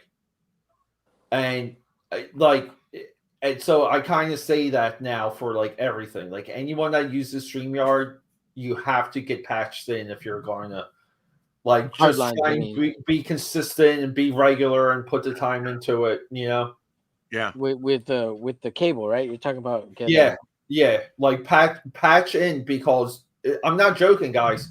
And you guys know some of my issues. Like everything went away. Like all of these little tiny issues I thought I was going to have to resolve like one by one, they all went away as soon as I patched in. And it's kind of like using Chrome. Chrome doesn't play nice with a lot of stuff, Yeah, I mean, I prefer Chrome because they do what's called sandboxing, and they have a lot of the prerequisites to like for StreamYard to work. It's like Chrome or Firefox. Like a lot of these apps that are web-based apps, they're designed within Chrome or Firefox or both at the same time when they sandbox it. But if Chrome's not working for you, like I say it, Microsoft Edge. Well, that's what I've been told, and I do use Chrome, but that's what I've been told by a lot of Chrome users or people who's had it and then got rid of it, I think some of it, and look, guys, like I spent like it wasn't too much, but I bought like a 30-foot flat Ethernet cable. And like I'm running it now. I had to pin it to my wall. I had to take out all of my like bookshelves and pin it because I don't like things being visible. Right. You want to make it nice and pretty. It took me like 2 weeks to run that connection. But but I think it's worth it. I really do. Yeah, that's what people have been recommending to me. I think I've got like a 30-foot cable like that too. I had bought those at Radio Shack when Radio Shack they actually have gold connections. They were a little bit expensive, Yeah. And I basically was going to hook up my large screen TV via that cable to like a laptop and do the internet over the So that might work. I may already have the stuff here. I just need to implement it. Yeah, I mean, look, this is my field. This is what I do. So you guys can always like hit me up with those types of questions, or like maybe what some of the best practices are. Because I felt embarrassed as soon as my issues went away. I'm like, I can't believe, and I pay for StreamYard Premium, and I'm like, I'm paying. Oh, you did? Wow. Yeah, and how much do you stream a week? Well, that's the thing. Like on a good week, I really should be at least 3 times. Okay. But sometimes like I'll stream during the day. I'm downturned a little bit. This is the only stream I do all week is here because I'm just like too busy. But I like the features of the premium. Like, because I wanted to start using 2 cameras. I wanted to start sharing my screen. And as soon as I would do that, my connection would just drop. Like, and I'm like, I can't believe I'm paying like $100 and none of this is working. And it was a little bit like embarrassing realizing when I'm like, holy crap, I could have been like doing other stuff this entire time. And I felt like, wasted time and money on it. So, but you guys, my mistake is your solid advice. Yeah, I've always been on Wi-Fi every time. I got a pretty decent router. But I do want a hard line because I know there's issues there, and whenever I bring up like another page, a YouTube page with video in the background, it does slow down. But so I bought this thing to connect the Ethernet cable to. Okay, Surface Pro. It just doesn't have an Ethernet cable, Yeah. How far are you from your router? Oh, it's like maybe 10 feet. Oh yeah, dude, jack into it. Just jack into it. Yeah, I can. Yeah. Because like even when you share your videos, when you do your intros and your outros, like some of those, like some of the sound isn't sync sometimes. Like that's choppy. And yeah, but it'll be like, trust me, and call me an idiot if it doesn't work out. But no, I would never call you an idiot, bro. I think it would be crystal clear. And it's a good experiment because if we figure this out, we can help a lot of people. Right. Because I see a lot of people like that would have my same issues, and I would like reach out to them and like never really asking how if they were patched in or not. And the only person that said it was Fatal J. Fatal J in one of my chats said Cat 6 cable. And I fucking like kind of blew it off, and I feel like I'm so like upset about that too. Wait, is it a Cat 5 cable or a Cat 6 cable? Yeah, Cat 5, Cat 6. They're almost like like you can get. Well, I didn't know if it upgraded. I want to know if it's upgraded, so I don't refer to it as Cat 5. It's not much. It's not much of a difference. Like I would say, like you're probably even the line running into your house could be even like the coaxial or whatever. Halder here has a good idea here. He's like, Ethernet over power line adapters work great. It uses your existing electrical wiring as Ethernet cable, saves the hassle of running a new Ethernet cable. That's pretty cool, yeah.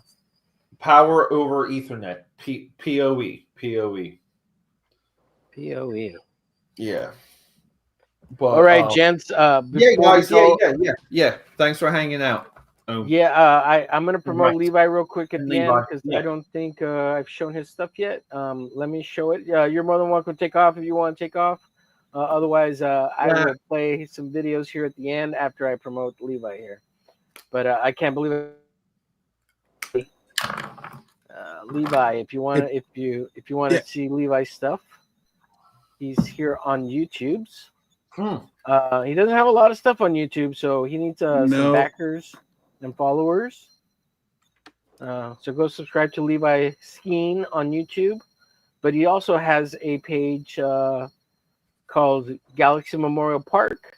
And he needs some backers and subscribers there too. So go subscribe there to Levi. Go subscribe there. Yeah. Or do both. Both would be better, but if you're gonna pick one, do Galaxy Memorial Park. Right.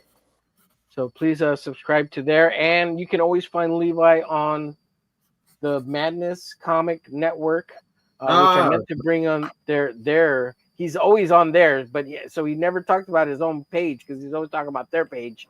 But the meg.tv, MEG meg.tv.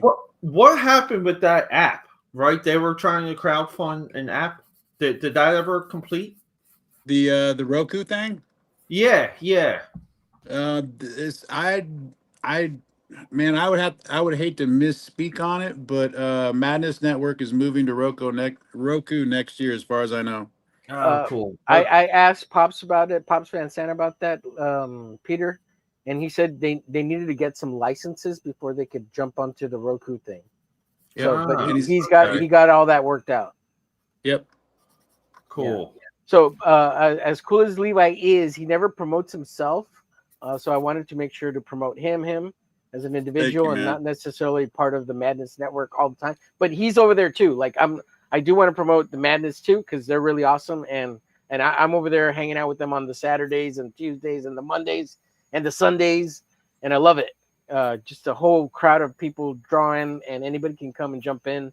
And Pops is really nice guy. He's really awesome. Yep. And thank you, Haldir, in the chat for the link. Thank you. Yeah. So, subscribe to Levi, and I did. I'm sharing his X page here. I will be on the create. I will be on the Flip City show. It's getting late, man. My brain's shutting down on me. Flip Magazine. Flip City Magazine's podcast tomorrow night with Christy. Creative Chaos at 6 o'clock, 9 o'clock Eastern, 6 o'clock Pacific. I will be on there with JD Gunter discussing Galaxy Memorial Park with Christy tomorrow night. Awesome. Thanks, Darren Wagner, not the D-Wag, the other D-Wag. And Haldir, thanks for hanging with us. We appreciate everybody. And that's here we got Levi's Instagram. Go follow him there. He needs some love. Well, right, folks. Yeah. And of course, there's all of Levi's info there on his, and I've copied him too because he's so much smarter than I am, and and he puts I've heard that his name's there on the Insta paper there. Yeah. I don't know what were we talking about, Levi, when this happened on the show with everybody sharing their info, like, oh, look at your writing, blah blah blah. Oh, Q wrote a really nice one in cursive. Yeah. So Levi does the postcard, and Pops was like, everybody should write their thing on the postcard like Levi, and so everybody did it. Oh yeah, we gotta invite the Q. All right, gents. I had a blast. I love talking comics. We gotta look for those gold nuggets. How do we make them less rare, and how do we become part of that lineage and that pathos to something greater? You know. Cool. Eat more chicken. Eat more comics. You know, I gotta come up with a closing phrase, right? Omer's number one. Omer's number one. Hit. You guys are too Okay. kind. I'm gonna look up for some videos. I'm gonna share. Go ahead, Rex. Nothing.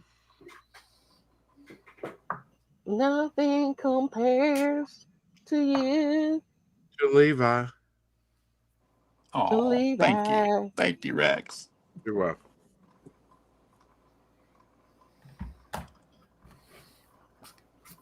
Boy, we do need an outro.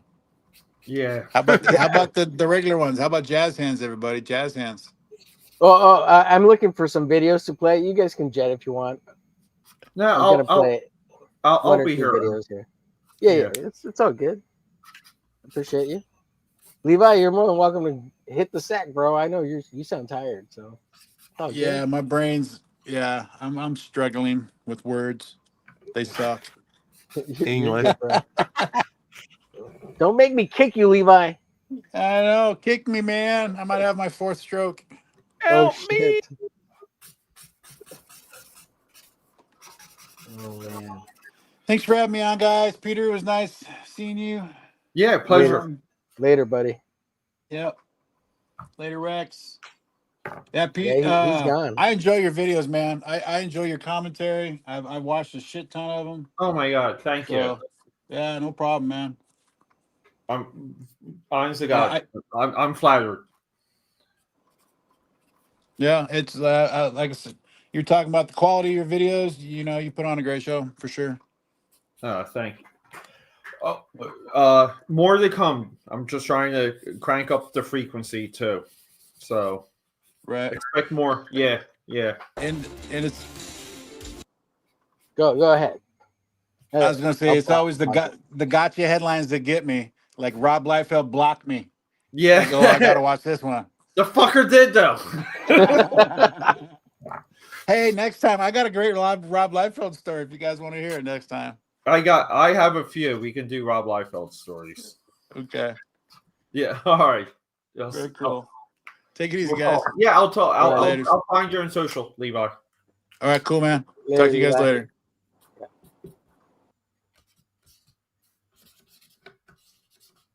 I'm trying to figure out what I'm gonna play here, man.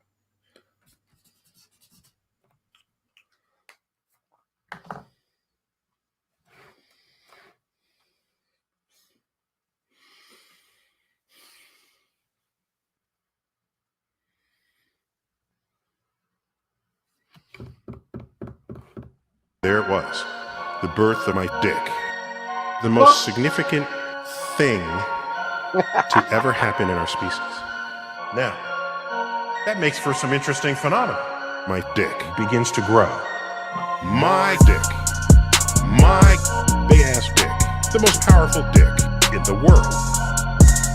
I've got this big-ass dick. This huge dick. The most powerful dick in the world. Here's what happens. My dick begins to grow. The power to stretch. Earth is turning into and out of my dick. My big ass dick. The most powerful dick in the world. I've got this big ass dick. This huge dick. The most powerful dick in the world. To the center of the earth. A stream of atoms. Oops! The wind changed directions. And all of a sudden, you become a victim of my dick. My big-ass dick. The most powerful dick in the world. I've got this big-ass dick. This huge dick. The most powerful dick in the world. You're not supposed to drop your dick. Drop your dick. Drop your dick. Drop your dick. Ever.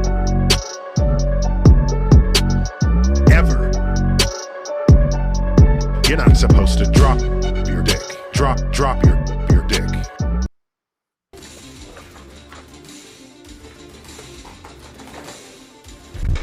New